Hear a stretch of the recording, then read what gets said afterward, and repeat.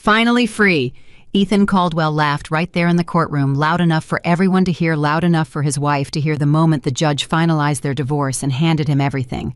He straightened his jacket, turned toward the door, and did not look back once at the woman who had given him 6 years of her life. Not once. And in the back row, an old man in a plain gray jacket watched that laugh, said nothing, and began to make a phone call.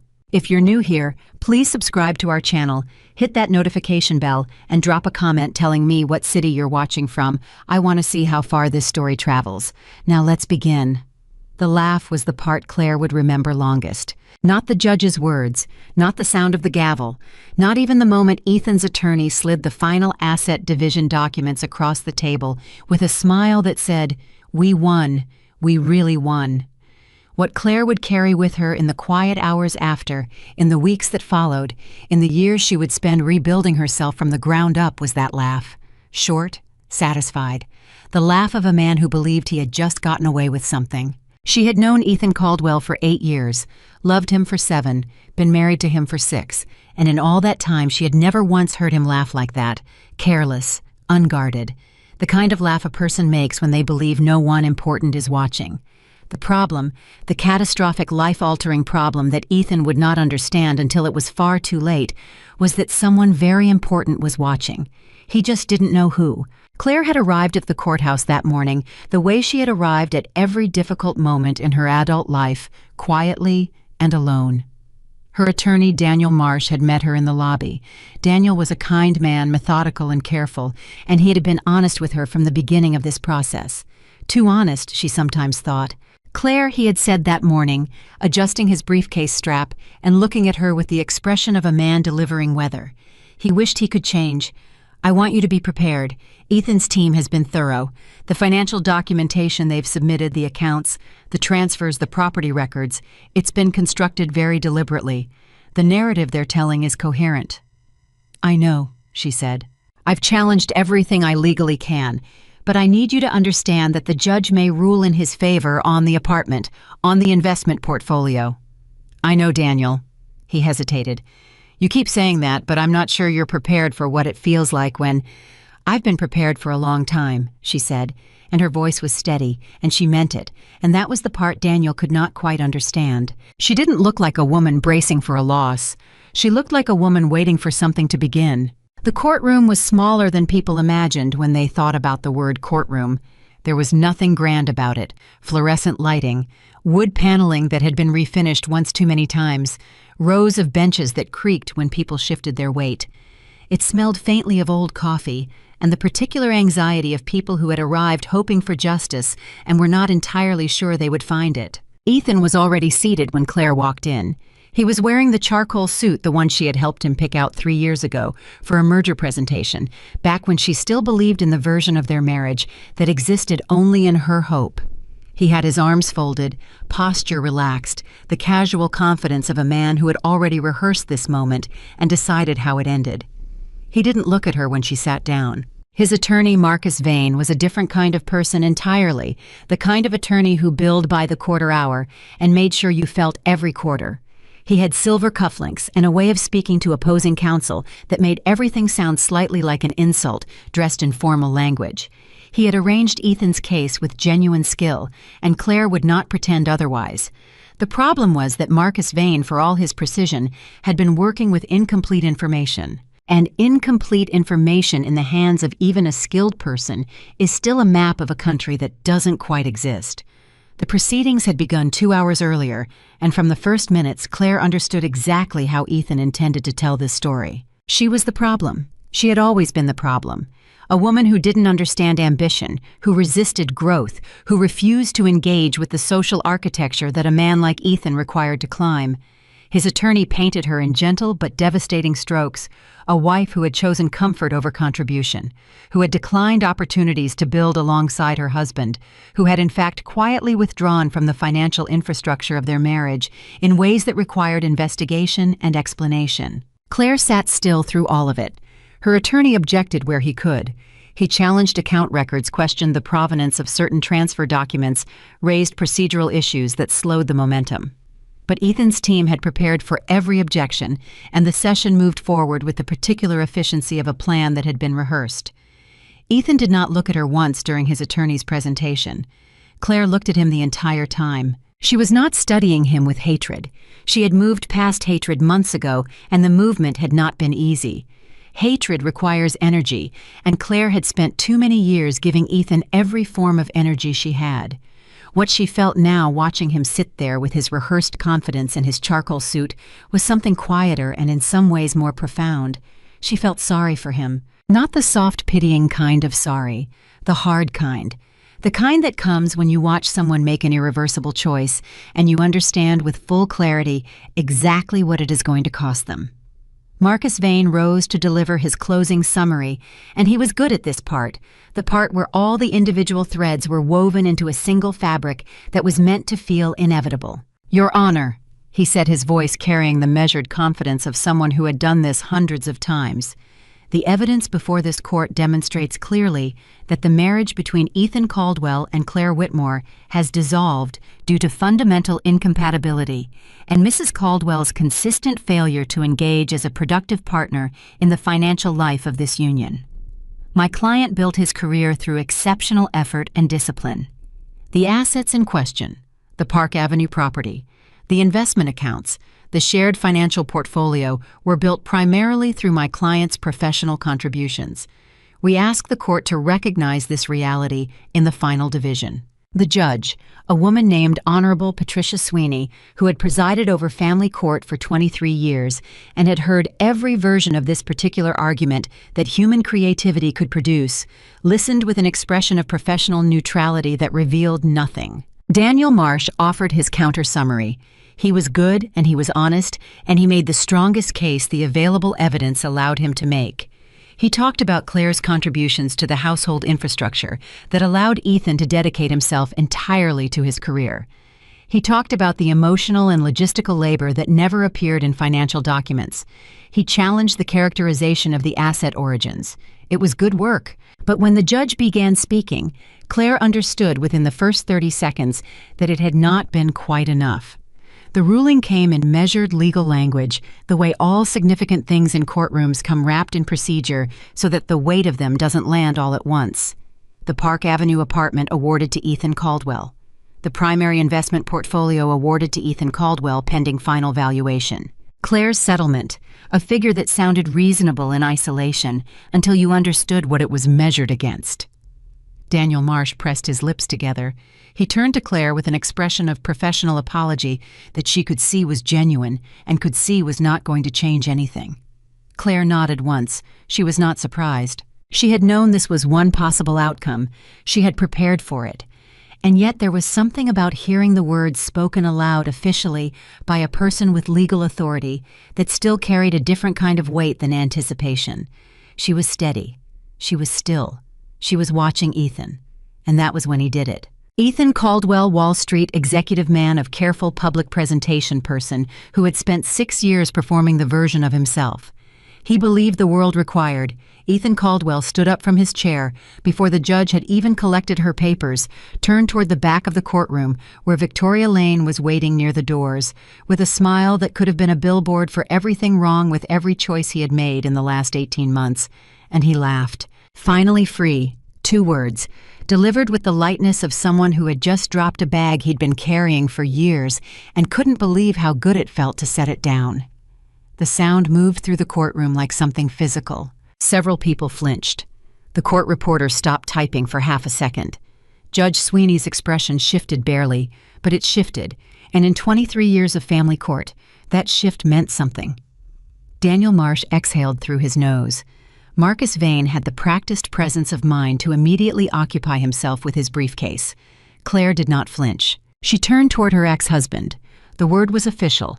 Now she could use it now, and she looked at him with the kind of clear, undecorated gaze that a person only achieves after they have cried every tear they had and come out the other side of something enormous. She felt something in her chest that was not grief, was not rage, was not the complicated tangle of emotions she had expected to feel in this moment.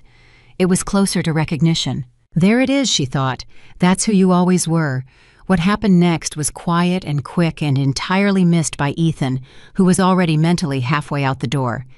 In the back row of the courtroom, a man who had been sitting perfectly still for the past 2 hours, a man in a simple gray jacket, no tie, no briefcase, no indication of anything except a person who had come to watch, stood up. He moved without hurry. I was 68 years old, and he had the particular stillness of someone who had made enough consequential decisions in his life that urgency had long since become unnecessary. He was not tall or imposing. His jacket was the kind you'd find in the closet of a retired teacher. His shoes were good, but understated. There was nothing about the exterior of him that announced what was underneath. He had been in that back row since before the proceedings began. He had said nothing. He had watched everything. Claire had seen him when she walked in. She had registered his presence the way you register the presence of something deeply familiar in an unfamiliar place, a quick, involuntary arrest of attention, followed by a long, steadying breath. She had not gone to him. She had not acknowledged him in any visible way, because that was not the agreement. "Are you sure?" the man said, and his voice was not loud, but it carried the way voices carry when the person speaking has absolute confidence that they will be heard, that you understand what you just won. The courtroom had been beginning to disperse. People gathering papers, attorneys exchanging professional acknowledgments, the court reporter preparing her equipment for transport. At the sound of that voice, every motion in the room decelerated. Ethan turned. He looked at the older man with the expression of someone encountering an unexpected interruption, mildly annoyed, mildly curious, already calculating whether this was something worth engaging with. "Excuse me," he said. The man didn't answer immediately. He moved through the gate that separated the gallery from the court floor with the ease of someone who had not waited for permission to enter rooms in a very long time. Judge Sweeney, who had seen genuinely everything, looked up from her papers with an expression of professional attention. "Sir," she said carefully, "proceedings have concluded. If you have a matter to bring before—" "I apologize for the interruption, Your Honor," the man said, and the courtesy in his voice was the real kind, not the performative kind. "My name is Richard Whitmore. I have documentation that I believe is relevant to the assets this court has just addressed." He paused. "With your permission." The name landed in the room like a stone dropped into still water. Judge Sweeney went very still. Marcus Vane's hand, which had been moving toward the clasp of his briefcase, stopped moving. Daniel Marsh turned to look at Claire with an expression that she could only describe as stunned professional recalibration. Ethan stared at the older man. He stared at him for a long moment. And then Claire, from her seat across the room, said it so quietly that only the people nearest her heard it. "Dad?" Later, much later, in the months of reconfiguring that followed, when Claire would have conversations about this day with people who had not been present, she would struggle to explain what it was like to watch Ethan Caldwell's face in the seconds after that single word left her mouth. There are expressions the human face makes that are not quite emotions. They are more like the space between emotions, the gap where a person's established understanding of reality cracks, and the light comes through before the mind has decided what to do next. Ethan's face did something like that. His mouth opened slightly. His eyes moved between the man, between Richard Whitmore, between her father and Claire, and back again. She could see him running calculations, matching data, trying to reconcile what he was looking at with the story he had been telling himself for 6 years. Claire had mentioned her father, of course. Over the years, she had mentioned him the way you mention someone you love, who lives at a careful distance from the parts of your life you're trying to protect, which is to say, briefly, gently, and without detail. She had said he was a businessman. She had said he preferred a quiet life. She had described him once early in their marriage as someone who had done well for himself, and Ethan had made a mildly dismissive sound and moved the conversation to something he considered more relevant. He had never asked to meet him. He had never been curious, because Ethan Caldwell, for all his intelligence and all his strategic thinking, had a particular blind spot. He categorized people early and revised almost never. Claire had been categorized as ordinary within the first year of their marriage, and once that category was applied, everything she said and did and came from was filtered through it. Her father was a quiet old man who lived away from the spotlight. That was the category. That was all the information Ethan had ever needed. "I don't understand," Ethan said finally, and his voice had a quality to it that Claire had almost never heard before. Something thin, something unsupported. Richard Whitmore, her father said, and his tone was the same regardless of who he was speaking to. Patient, clear, entirely without performance. Founder and chairman of Whitmore Capital Group, though I expect that information may require a moment to process. Ethan's attorney, Marcus Vane, was staring at his client with an expression that a very expensive divorce attorney wears when he understands that his client had fundamental information and failed to share it, or more terrifyingly, had genuinely not known. "Your Honor," Richard said, turning to address the bench directly, "I have documentation I'd like to submit. It pertains directly to the properties ruled upon today and specifically to the legal structure under which those properties were held during the duration of this marriage." Judge Sweeney looked at the documents her clerk accepted and passed to her. She read the first page, then the second. Her expression remained professionally neutral, but her reading slowed, which was its own kind of signal. "Mr. Vane," she said without looking up, "were you aware of the existence of the Whitmore Family Trust in relation to the Park Avenue property?" The silence that followed lasted approximately 4 seconds. In a courtroom, 4 seconds is an eternity. "I was not, Your Honor," Marcus Vane said, and whatever he was feeling in that moment, his voice was professionally controlled. He turned to Ethan with a look that communicated several very pointed things without using words. Ethan was staring at the documents. He was very still. "Mr. Caldwell," the judge said, "were you aware of the trust?" Another pause, shorter this time. "No," he said. And the thing was, the complicated, painful, ultimately important thing, he was telling the truth. Claire had told him once. It was early in their marriage, before the distance set in, before she had learned to measure what she shared and what she protected. They had been sitting together on an evening she still remembered, with the peculiar sharpness that certain moments acquire when you understand later how significant they were, not because of what happened, but because of what didn't. "My family has money," she had said simply, honestly, because she believed in honesty and she was trying to build something real. "More than I've told you. I've been careful about it because—" and she'd paused, searching for words that were true without being frightening. "I want to know that the life we're building is ours, not because of what I come from." Ethan had been half reading something on his phone. He had looked up briefly. "Everyone's family has money somewhere," he had said with the easy generosity of someone who had already filed this information under not particularly interesting. "That doesn't change anything." She had looked at him for a moment longer than he noticed. "No," she said, "it doesn't." And she had decided in that moment that the test was not one she would announce, that she would simply live her life with him honestly as herself, and that the truth would eventually reveal whatever needed to be revealed. She had been right. It had simply taken 6 years and 1 courtroom and 1 laugh. "The property at Park Avenue," Richard Whitmore said, addressing the court with the calm efficiency of a man who had delivered significant information many times before and understood that clarity served everyone better than drama, "was purchased through a structured arrangement between my daughter and the Whitmore Family Trust prior to her marriage to Mr. Caldwell. The trust document contains a reversion clause, standard language but specific in the event that the marriage terminates due to documented financial misconduct or infidelity on the part of the non-Whitmore spouse. Beneficial ownership of the property reverts to the trust." He set a document on the clerk's desk. "That reversion clause," he continued, "was triggered 8 months ago." Ethan's head came up sharply. "What?" "8 months ago," Richard repeated, and there was nothing cruel in his repetition. It was simply precise. "Which is when independent documentation of the financial transfers your attorneys presented today as evidence of your wife's financial irresponsibility was first reviewed by our trust attorneys. Those transfers did not demonstrate Claire's irresponsibility." He paused. "They demonstrated yours." The room was absolutely silent. "The accounts your legal team characterized as evidence of Claire's mismanagement," Richard said, "were traced through 2 intermediary accounts to a management entity registered in Delaware 4 years ago. That entity has a single beneficial owner." He looked at Ethan directly for the first time. "You're familiar with it, I believe." Ethan had gone the color of old paper. Marcus Vane did something then that in another context might have been almost admirable. He closed his briefcase. He set it on the floor beside his chair.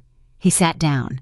It was the physical language of an attorney who has just understood that he has been building a case on a foundation that his client neglected to inform him was hollow, and who is now engaged in the professional equivalent of very carefully placing fragile items on a stable surface before anything else can break. "Your Honor," Daniel Marsh said, and his voice had acquired a quality it had not carried for the past 2 hours, something controlled but unmistakably energized.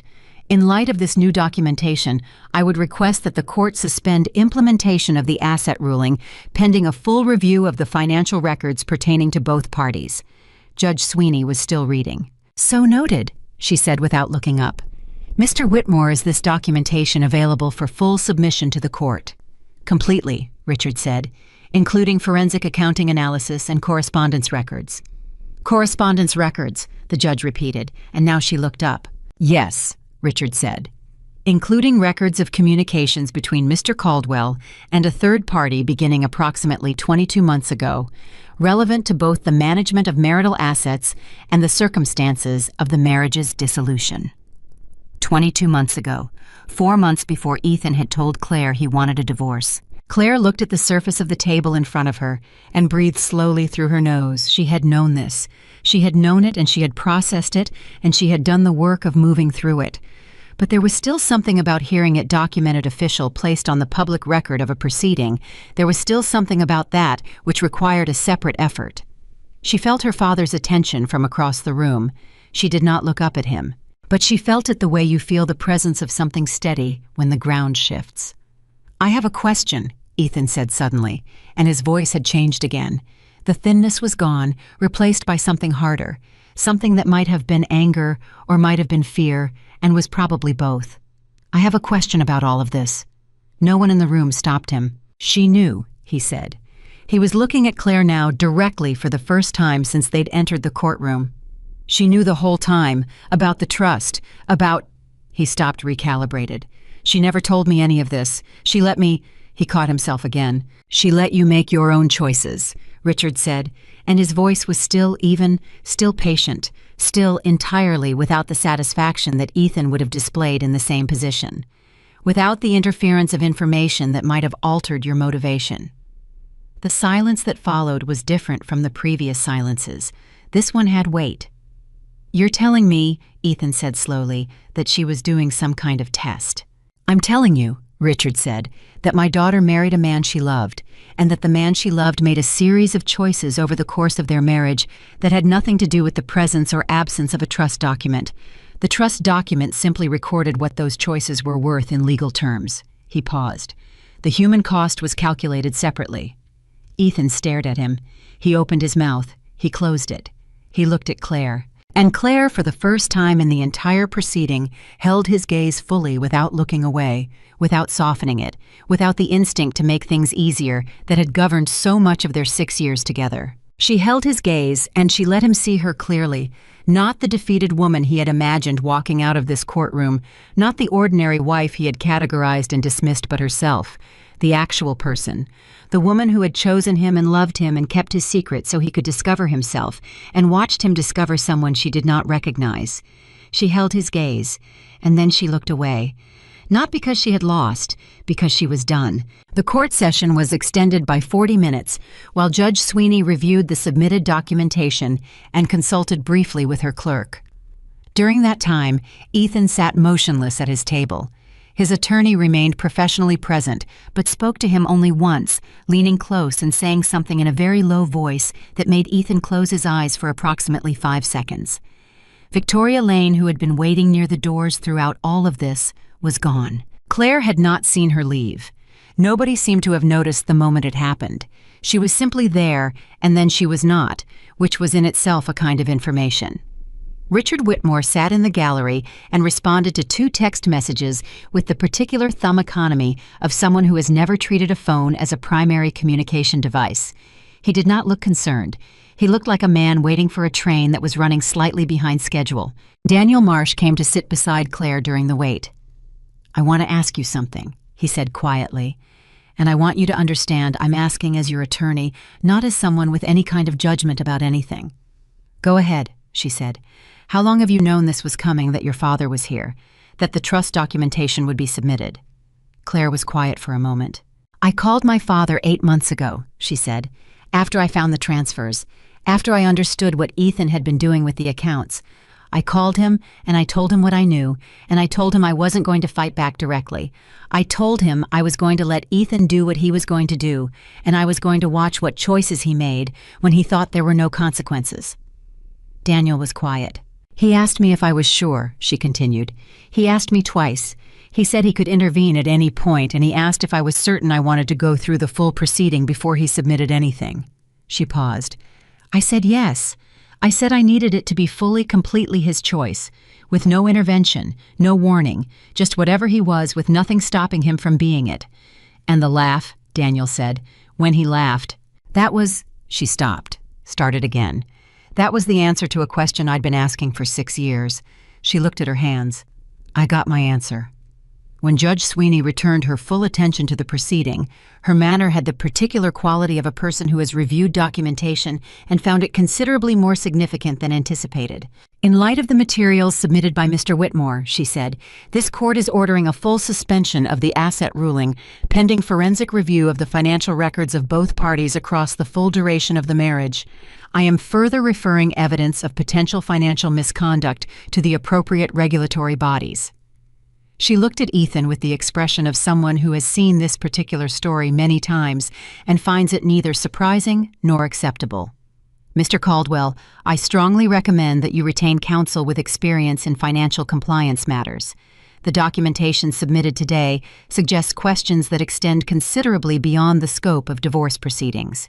She gathered her papers. She stood. Court is recessed. The courtroom did not erupt. That was the thing about real life. It rarely erupted the way the dramatic version of events suggested it should. People gathered their things. They moved carefully. They spoke in the measured tones of people who were processing something significant and had decided collectively to do it with dignity. Ethan stood at his table for a long moment after everyone else had begun moving. He looked like a person who had arrived at a destination and found it completely unrecognizable, had pulled up to an address.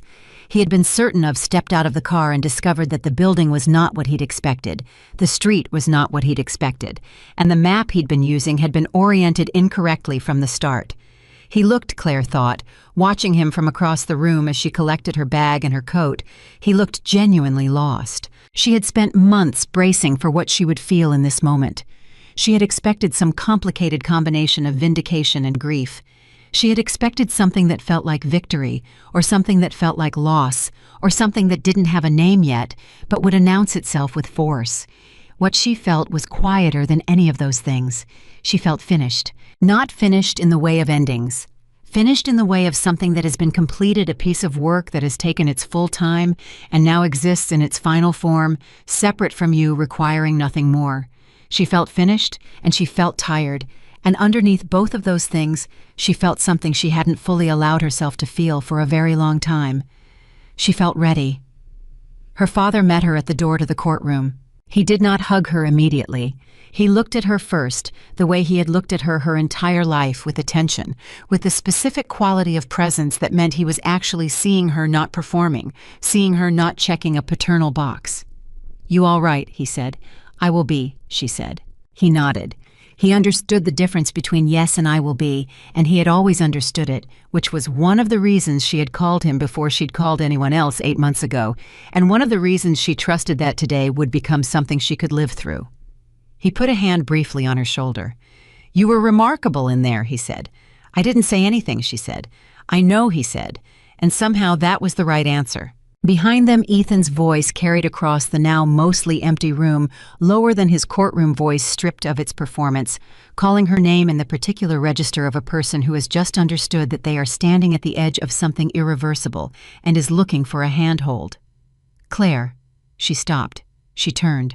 I was standing in the middle of the room, his charcoal jacket slightly less perfect than it had been 2 hours ago, his certainty entirely absent, the version of himself he had performed all morning gone, somewhere that she suspected he would spend considerable time trying to locate. He looked at her. He did not speak for a moment, and then he said, "I didn't know." It was not quite an apology. It was not quite an explanation. It was the beginning of something that was trying to be both and hadn't found its shape yet. Claire looked at him for a long moment. "I know you didn't," she said. "Then why?" "Because," she said, and her voice was steady and calm and held everything she had learned in the last 8 months, the last 6 years, the entire complicated span of loving someone you were watching, reveal themselves in slow motion. Not knowing is not the same as not choosing Ethan. She held his gaze. You chose, every time. You made every choice you made because that's who you were choosing to be. And I watched, and I let you. And now we're here. She said nothing more. She turned. She walked out of the courtroom beside her father into the light of the hallway, into the beginning of whatever came next. Behind her, the door swung closed, and for the first time in 6 years, the choice of what that closing meant was entirely hers. The hallway outside the courtroom was long and pale and full of people moving in every direction, and Claire walked through all of it without stopping. Her father matched her pace without comment. That was one of the things she had always loved about Richard Whitmore. He understood the difference between presence and intrusion, and he had spent her entire life standing close enough to catch her without standing so close she couldn't fall. They reached the end of the hallway, and she pushed through the heavy door, and the air outside hit her face and she stopped walking. She stood still for approximately 10 seconds. Then she exhaled. It was not dramatic. It was not the kind of exhale that movies would score with swelling strings. It was the exhale of a person who has been holding their breath for a very long time and has finally, in the privacy of an ordinary moment, allowed themselves to stop. Okay, she said to no one and to both of them. Okay, her father agreed. They found a bench. Not because either of them needed to sit exactly, but because standing in the middle of a public space while you reorganize your understanding of your own life has a slightly unhinged quality that a bench corrects. Richard sat with his hands on his knees, a posture she'd known since childhood, relaxed but attentive, the posture of a man who was always ready for the next thing without rushing toward it. His attorney didn't know, Claire said. It wasn't a question. No, her father confirmed. Vane is good at his job. If he'd known about the trust structure, he'd have built his entire case differently. Ethan didn't tell him because Ethan didn't know. He paused. Which tells you something about how thoroughly he'd categorized you. He thought I had nothing, she said. He thought you had nothing worth investigating, Richard corrected gently. Those are different things. One is about you, the other is about him. Claire turned that over for a moment. The forensic review, she said. What are they going to find? Her father looked at her with the particular patience of someone who has been waiting for the right question. The transfers Ethan's team tried to characterize as your financial irresponsibility traced back to a Delaware LLC he formed 4 years ago. He's been routing money from your joint accounts into it in amounts small enough to avoid automatic flags. Over 4 years it comes to a significant sum, he said the number. Claire was quiet. The number was significant. He was building an exit, she said. He was building a cushion, her father said. He wanted to leave the marriage with enough independent capital that the divorce settlement was secondary.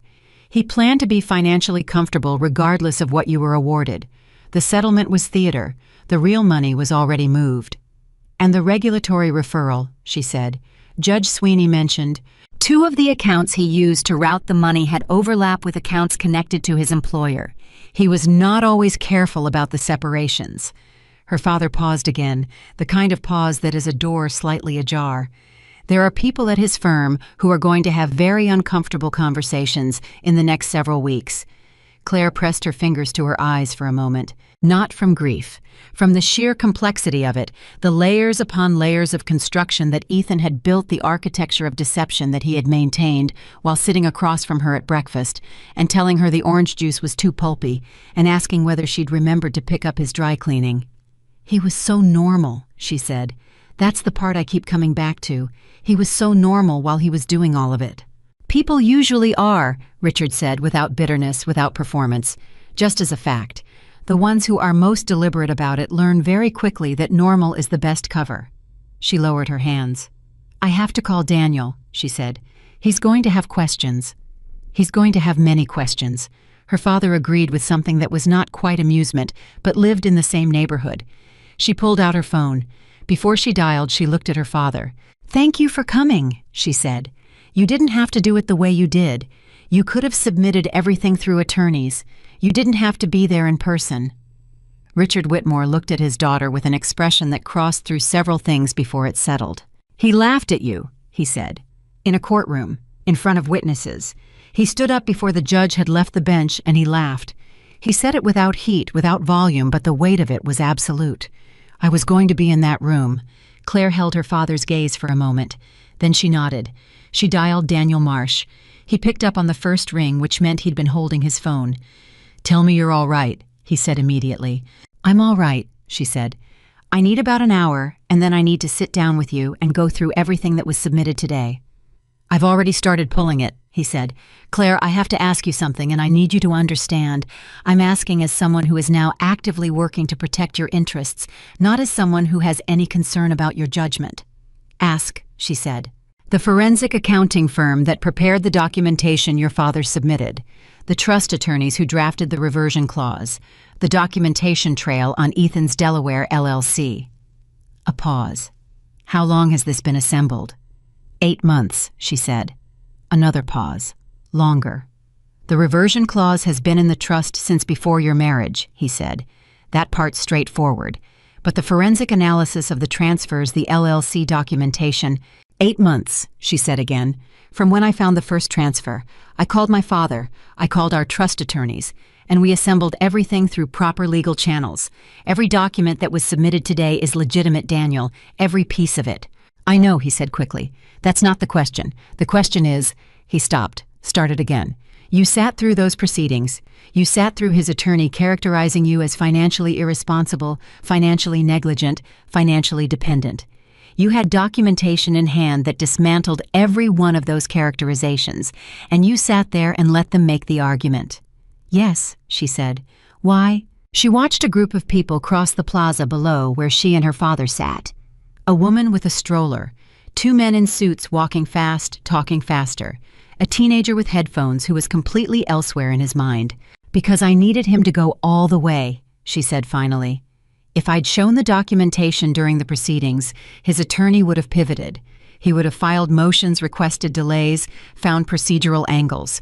The case would have stretched another 6 months. And at the end of it, Ethan would have had time to construct a different story. She paused. "I needed him to tell his full story without interruption in front of a judge. I needed every choice he'd made to be part of the public record before any of mine were." Daniel was quiet for a moment. "That's," he said, "a very specific strategy." "My father suggested it," she said.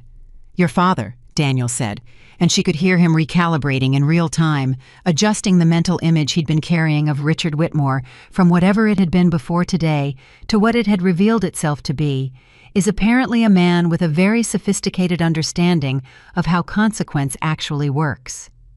"He's had some practice," she said. She ended the call. She sat with her father in the pale afternoon, and they were quiet for a while, the way people are quiet when a great deal has happened, and neither of them is in a hurry to fill it with words that aren't ready yet. Then her father said, "I made reservations. I thought you might need food that wasn't eaten at a desk." "I always need food that isn't eaten at a desk," she said.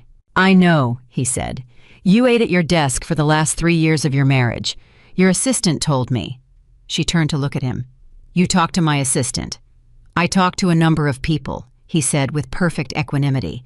She did not know whether to laugh or be mildly alarmed. She chose to let it go. They walked together down the courthouse steps, and the afternoon carried on around them, indifferent and ordinary, the way afternoons do, even after the moments that change the shape of everything. Across town in a corner office on the 31st floor of a building that faced the park, a phone was ringing that Ethan Caldwell was not yet answering. He would have to answer it eventually. That was the nature of consequences. They were patient in a way that people who create them rarely are. The phone kept ringing. Ethan sat in his car in the parking structure beneath the courthouse and stared at the concrete pillar in front of him and did not move for 11 minutes. He counted them because his watch was in front of him and he had nothing else to focus on. 11 minutes. In 11 minutes, his entire plan, the plan he had spent 18 months constructing, the plan he had trusted with the absolute confidence of someone who had never been seriously wrong about anything they'd decided, had stopped being a plan and started being evidence. He called Victoria. It rang 4 times. She didn't pick up. He called again. Voicemail. He put the phone down on the passenger seat. He picked it up. He stared at the screen. Victoria Lane was 29 years old, and she had told him in the early weeks of their arrangement that she loved how decisive he was, how certain. She loved that he always knew what he was doing and where he was going. She had curled against his side in the apartment he'd rented, under a name connected to the Delaware LLC, and told him that she'd never felt so safe with anyone. He called a third time. The call went immediately to voicemail now. She had declined it. He sat with that for a moment, and it was not a comfortable moment. It was the specific discomfort of a person who has made an enormous wager and is watching the odds shift in real time, and who is beginning to understand that the wager was never quite what they thought it was. His work phone buzzed. He looked at it. The caller ID read, Gerald Merritt, Managing Director. Gerald Merritt was his boss. Gerald Merritt did not call on personal lines at 4 in the afternoon. Ethan pressed the phone face down on the seat next to the first one and started the car. He needed to go somewhere that wasn't this parking structure. He needed to go somewhere that wasn't his office. He needed to go somewhere that was preferably quiet, and where no one would ask him questions for at least 24 hours while he figured out what the next version of the plan looked like. He pulled out of the parking structure and into traffic. Behind him in the building, he'd just left a court clerk, was already processing the forensic documentation submitted by Richard Whitmore's legal team. 2 copies were being prepared, one for the presiding judge's chambers and one for the regulatory referral that Judge Sweeney had initiated. The copy for the regulatory referral was already in a separate envelope. It had an address on it. Ethan did not know about the envelope. He did not know about the address. He was driving through midtown traffic thinking about salvage, what could be restructured, what could be reframed, what explanation could be constructed that would allow him to stand in Gerald Merritt's office next week and tell a story that sounded different from the one that had just been told in a courtroom. He was very good at constructing stories. He had been doing it for years. The problem he had not yet had the stillness to fully confront was that he had been constructing stories for an audience that did not have access to the original documents. And the original documents were now in a court clerk's hands on their way to a regulatory body and attached to the name of a man whose name meant something that could not be reframed. Richard Whitmore. Ethan said the name in the car alone, just to hear what it sounded like out loud. He had heard that name. Everyone in finance had heard that name. Whitmore Capital Group was, he tried to calculate, and found that his mind was not working at its usual speed, that everything felt slightly submerged. It was one of the largest privately held investment groups in the country. It operated across 6 sectors. It had offices in 4 cities. It was the kind of entity that other financial institutions watched carefully, not because it was the loudest voice in the room, but because it was almost always the most consequential one. He had married the daughter of the man who ran it. He had not known. The sheer fact of not knowing sat in the car with him like a third passenger. I thought about the first year of their marriage, the conversations, the moments when Claire had tried to tell him things about her family, about her background, and he had listened with the surface of his attention while the deeper layers were already elsewhere, already planning, already calculating, already building toward the next version of himself that required her to be a certain kind of person. She had told him. She had told him her family had money. He had filed it under not particularly interesting and moved on. He had been so focused on the story he was building that he had failed completely to pay attention to the story she was already living. His work phone buzzed again. Gerald Merritt, again. This time Ethan picked up. "Gerald," he said, and his voice came out steadier than he'd expected, which was either professional muscle memory or a dissociation from reality that he'd evaluate later. "Ethan!" Gerald's voice had a quality to it that Ethan recognized from 2 years of working under him, the specific flatness of a man who has received information he did not want and is now managing the next steps with controlled efficiency.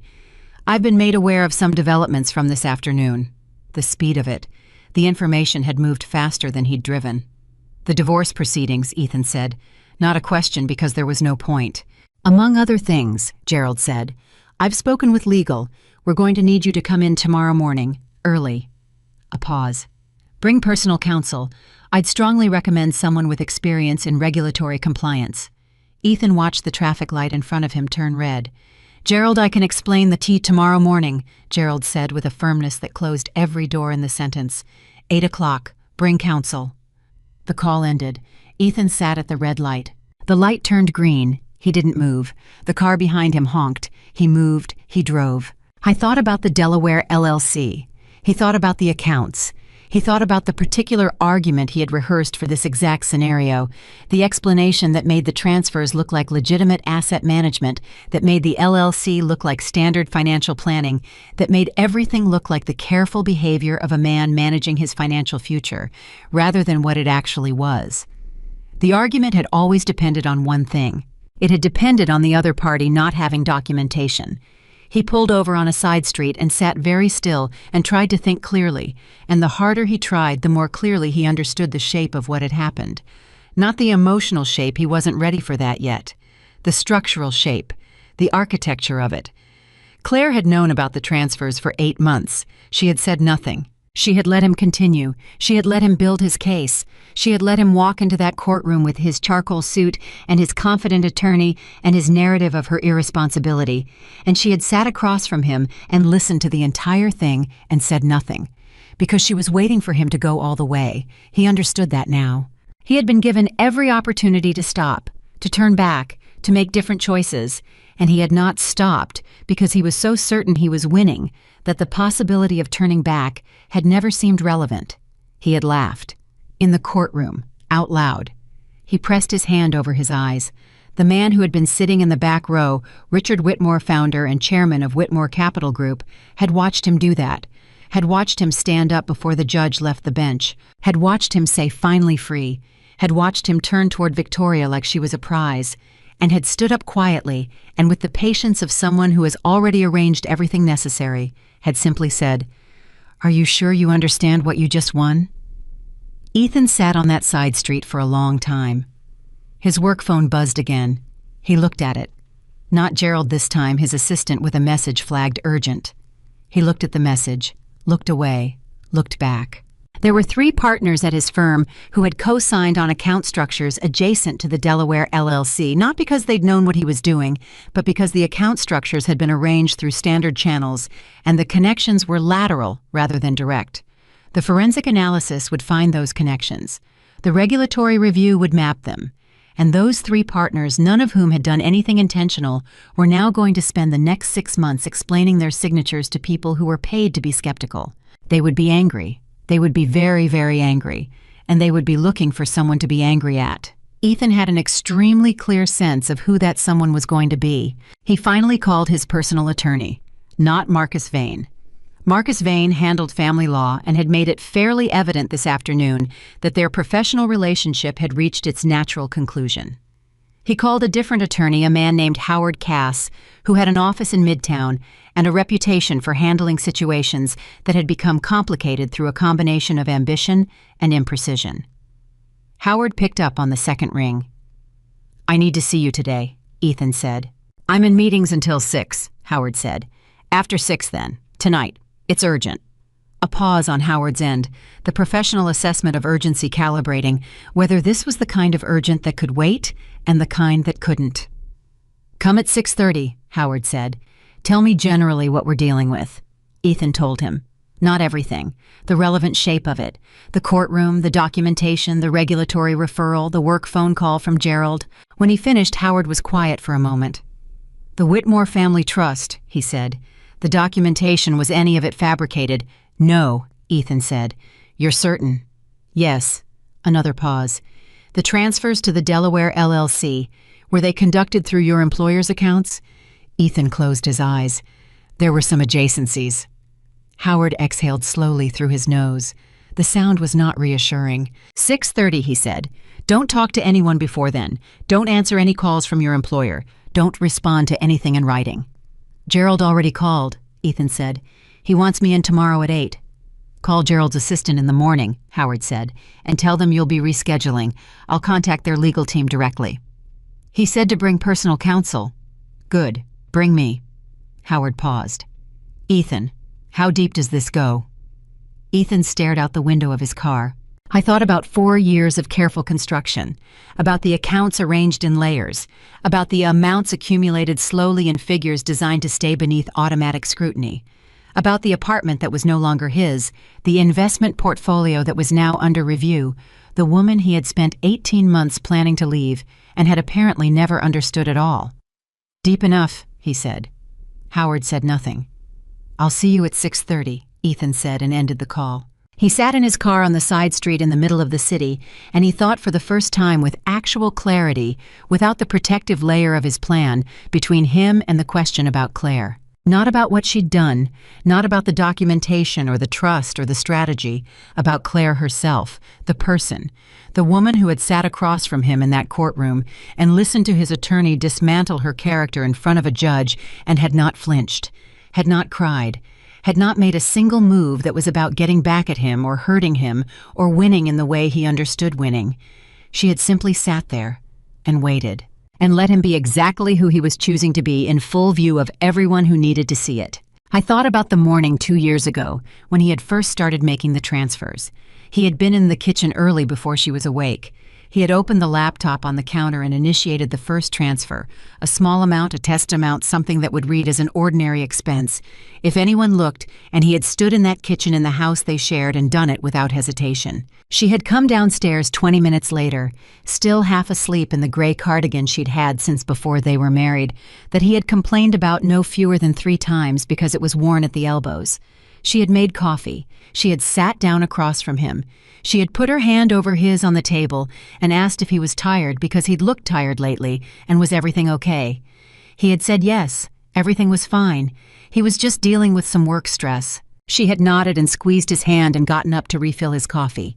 He had watched her do it and felt nothing except relief that she hadn't looked at his screen. He sat in his car and thought about that morning and felt something move through him that was not guilt exactly. Guilt had architecture guilt pointed toward specific acts, but was something adjacent, something rawer, something that did not have a clean name, but lived in the space where you understand for the first time the actual weight of what a choice costs, not to you, to the person who trusted you. He thought about Richard Whitmore sitting in the back row of the courtroom, not intervening, not signaling Claire, just watching, just recording with the particular attention of someone who has made enough consequential observations in his life to understand exactly what he was seeing. He thought about his own laugh. He had laughed. He had laughed in a courtroom after a divorce in which he had spent months systematically dismantling the financial life of the woman he had promised to be faithful to, and he had done it while standing in front of a judge in public before the proceedings had even formally concluded. He pressed his forehead briefly to the steering wheel. Not in grief. Not yet. He didn't have the full access to grief that the moment would eventually require. In something closer to the first shock of recognition. The recognition that a person who has been performing a version of themselves for so long that they've stopped noticing it as performing, that person sometimes needs a very specific kind of mirror. He had been handed his mirror this afternoon, and it was not what he'd expected to see.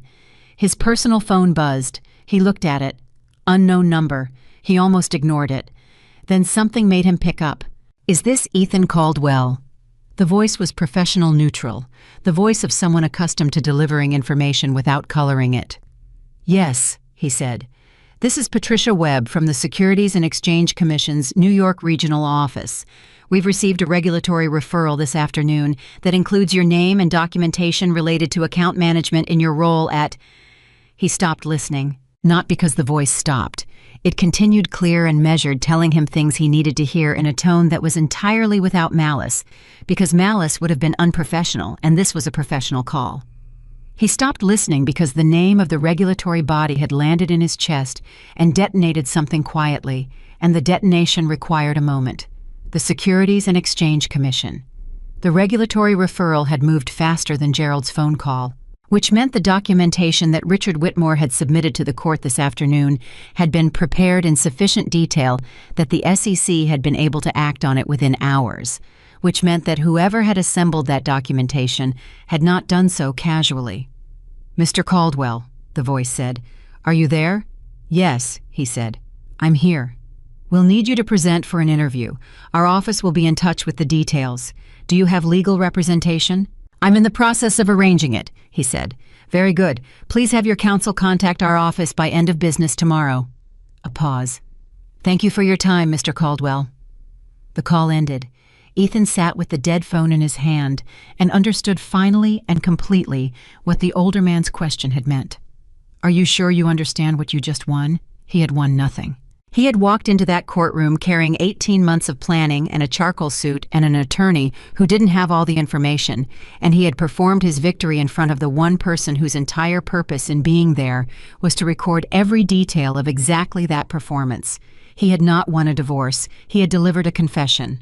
And now the world that had been rearranged by his choices was settling into its new shape, and he was sitting in a car on a side street with 2 phones and no strategy that was still intact and an attorney he needed to see in 3 hours.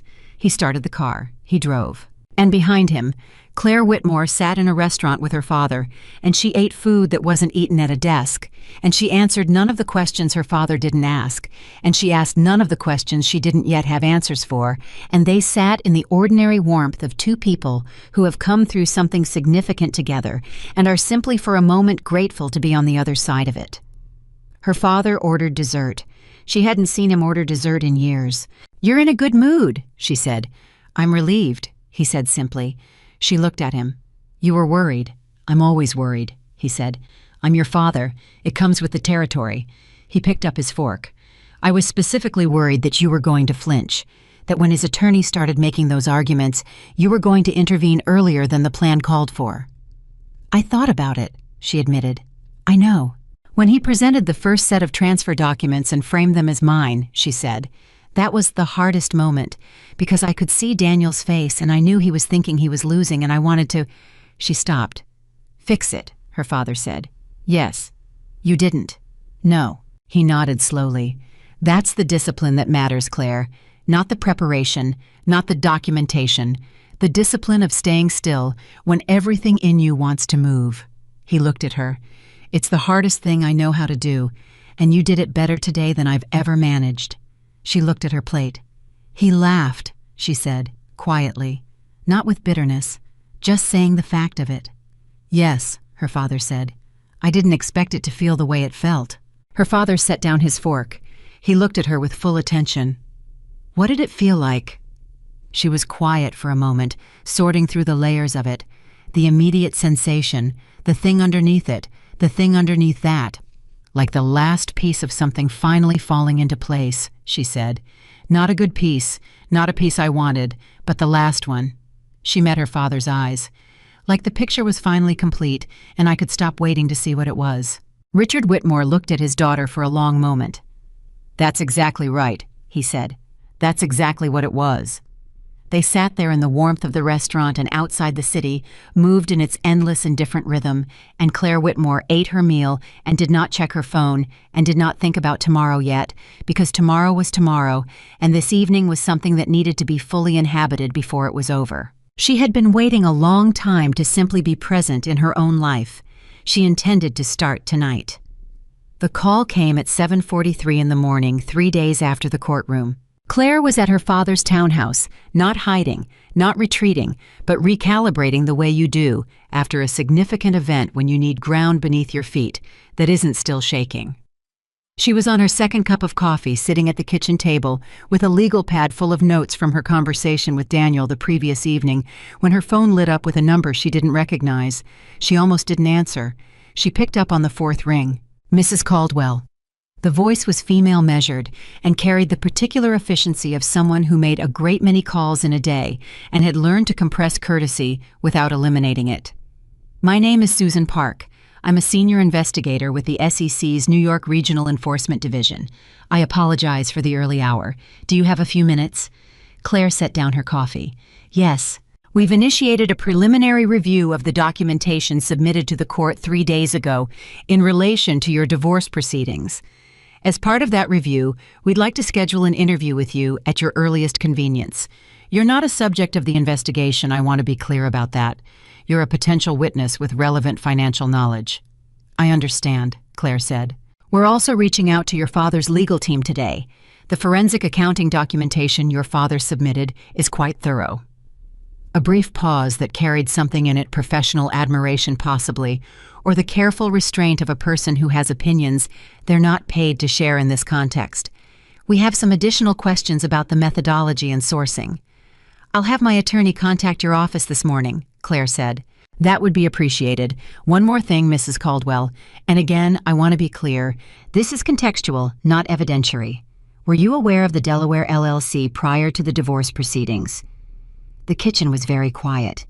I became aware of it 8 months ago, Claire said, when I found the first anomalous transfer in our joint account records. And you retained forensic accounting support at that time. Through my family's legal team, yes. Another pause, longer. Thank you, Mrs. Caldwell. We'll be in touch through your attorney. The call ended. Claire sat with the phone in her hand for a moment.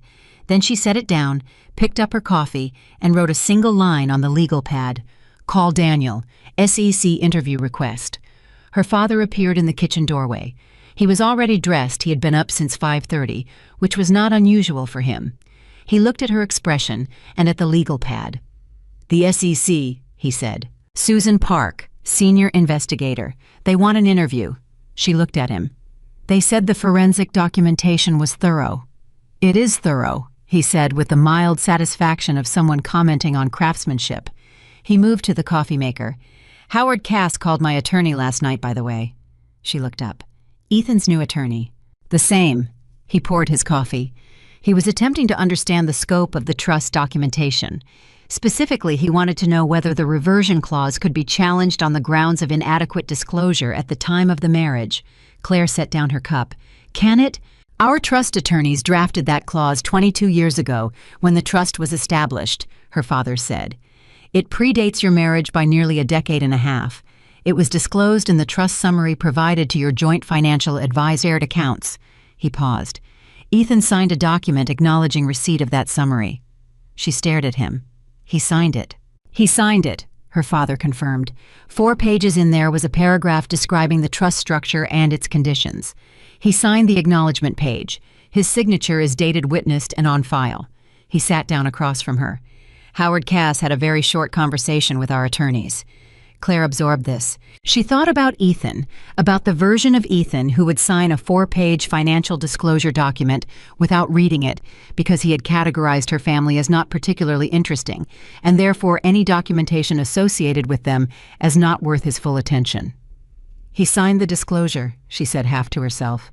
The irony, her father said without irony in his voice at all, is that if he had read it, he would have known. He would have known from the beginning exactly what the trust was, what it protected, and what would trigger its reversion clause. He would have had 6 years of that knowledge. He paused. And I often wonder what he would have done with it. He would have stayed, Claire said quietly, but for the wrong reasons. Yes, her father said, which is why you didn't tell him, and which is why I didn't tell him. The whole point was that he needed to make his choices without knowing. And he did, she said. And he did. Her father agreed. They sat with that for a moment, the strange, heavy completeness of a thing that played out exactly as feared, every choice confirming every concern, nothing saved by a last-minute reversal of character. Daniel's office opens at 8:30, she said, and picked up the legal pad. She was not a woman who sat still in the middle of motion for longer than necessary. There was work to do. There had always been work to do. The difference now was that the work was finally hers. Across town, the work being done was of a considerably less organized nature. Ethan had been in Howard Cass's office for 6 hours the previous day and had emerged with a legal strategy that Howard described as viable, and that Ethan understood in the honest part of himself that was becoming harder to avoid meant we have options, but none of them are good. Howard was a realist. Ethan had hired him specifically because Marcus Vane was not, and the difference between a lawyer who manages your expectations and one who tells you what you want to hear had become suddenly vastly important. The meeting with Gerald Merritt had been postponed once through Howard's intervention, but it could not be postponed indefinitely.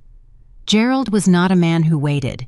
He had built his position over 30 years by making decisions faster than other people were comfortable with, and the decision he was now in the process of making about Ethan Caldwell was not one he intended to delay for the convenience of the subject of it. Ethan knew this. He had worked under Gerald long enough to understand how his mind operated. He also understood with the clarity that comes from having your personal life forensically documented and submitted to a federal regulatory body that the call from the SEC had reached Gerald before Ethan had managed to reach Gerald himself, which meant Gerald had spent a day and a half with information that Ethan had not yet been able to contextualize, frame, or explain. Gerald had spent a day and a half alone with that information. That was catastrophic. Howard had coached Ethan extensively on what to say, and more critically what not to say when he finally sat down across from Gerald and the firm's legal team. Ethan had listened carefully. He was good at absorbing strategy. He could process information under pressure and deliver it in the register that a given situation required. He had been doing it his entire career. The problem was that this particular situation had a characteristic he wasn't fully prepared for. He couldn't construct a narrative for it. Every other difficult professional moment in his career had been navigable because he had been able to find the angle, the framing that made the difficult thing look like a calculated risk or a misunderstood decision or a circumstance beyond his control. He had always been able to locate the frame and step inside it. There was no frame for what the forensic documentation showed. The transfers were documented. The LLC was documented. The timeline was documented. The amounts, the accounts, the routing structures, all of it assembled with the painstaking thoroughness of people who had had 8 months and significant resources and the motivation of genuine personal injury to work with. You could not reframe documentation. You could only explain it.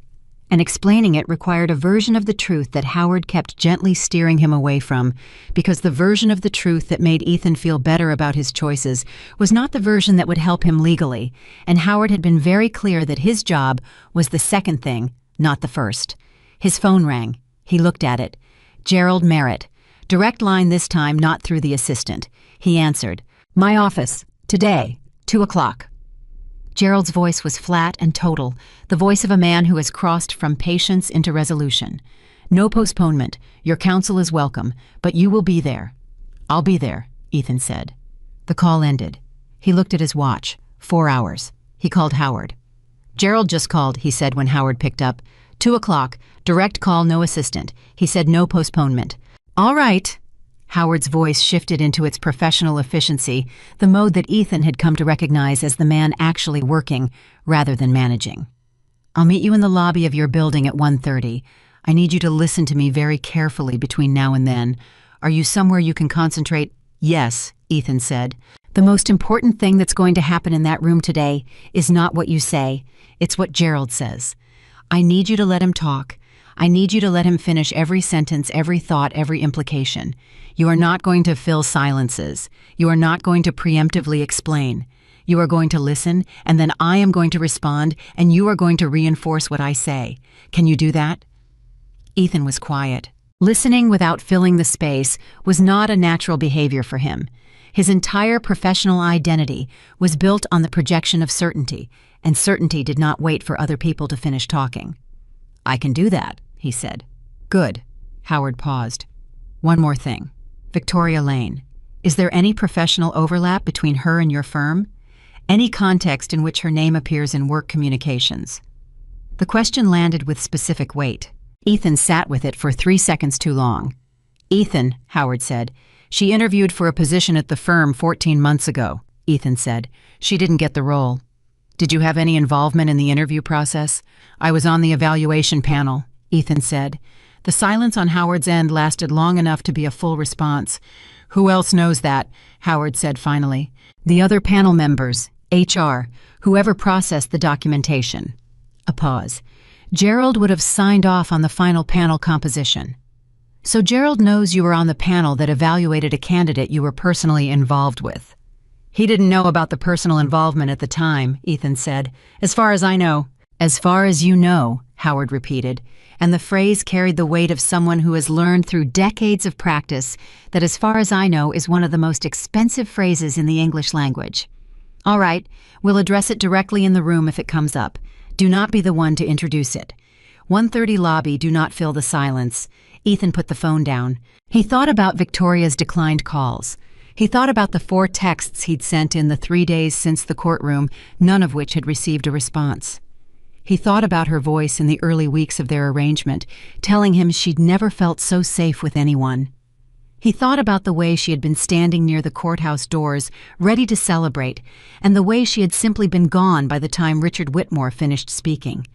She had loved the lifestyle. He understood that now, with a completeness he hadn't been capable of 8 months ago or 6 months ago or even the morning of the courtroom. He understood it the way you understand something, when the evidence is not theoretical but actual, when you have called 4 times and been declined and texted 4 times and been left on read, and the lifestyle is no longer something you can offer. He understood it. And he was surprised, sitting in the quiet of his living room, the apartment he'd rented under the LLC name the one Claire had never seen, surprised at how much it didn't hurt in the way he'd expected it to. There was something there, a specific sting of rejection, but underneath it was something larger and less specific, something that didn't have Victoria's name on it, but had accumulated during the 3 days since the courtroom, growing quietly in the hours when he wasn't focused on strategy or calls or logistics, something that did have Claire's name on it. He pressed it back down. He needed to be functional for 2 o'clock. He pressed it back down and focused on the things he could still manage. Gerald Merritt's office was on the 41st floor. Ethan had been in it hundreds of times. He knew the particular quality of the light at 2 in the afternoon, and the way Gerald arranged himself behind his desk when he was in a conversation.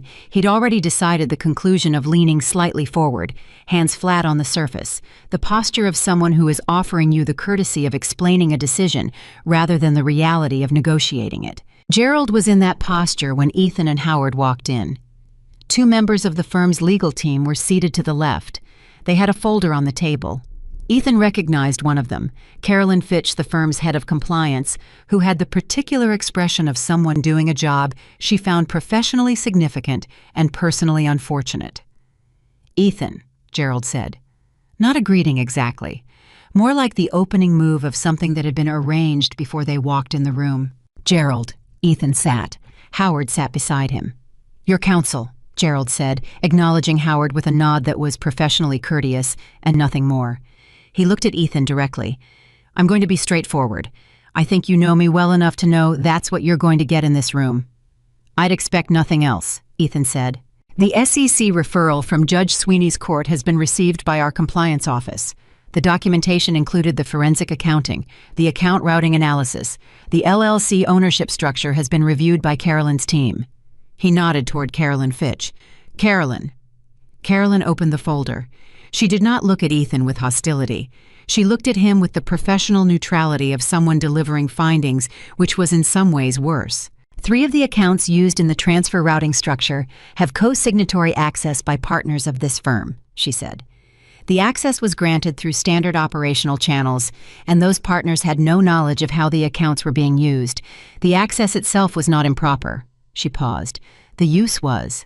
"I need to understand," Gerald said, taking the conversation back, "how those accounts were included in a personal financial structure that you were operating outside of your employment relationship with this firm.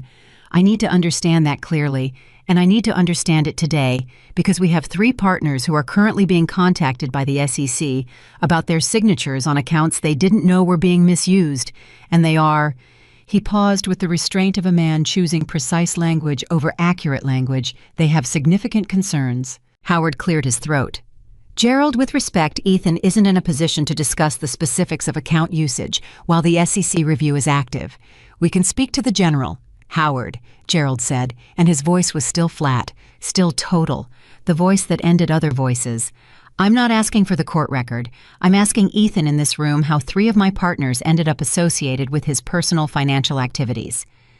The room held its breath. Ethan remembered Howard's instructions.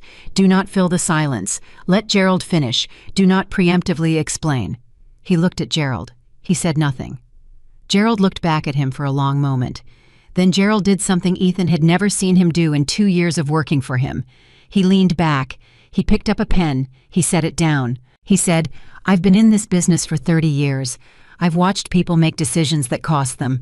I've seen ambition go sideways in every direction it can go sideways.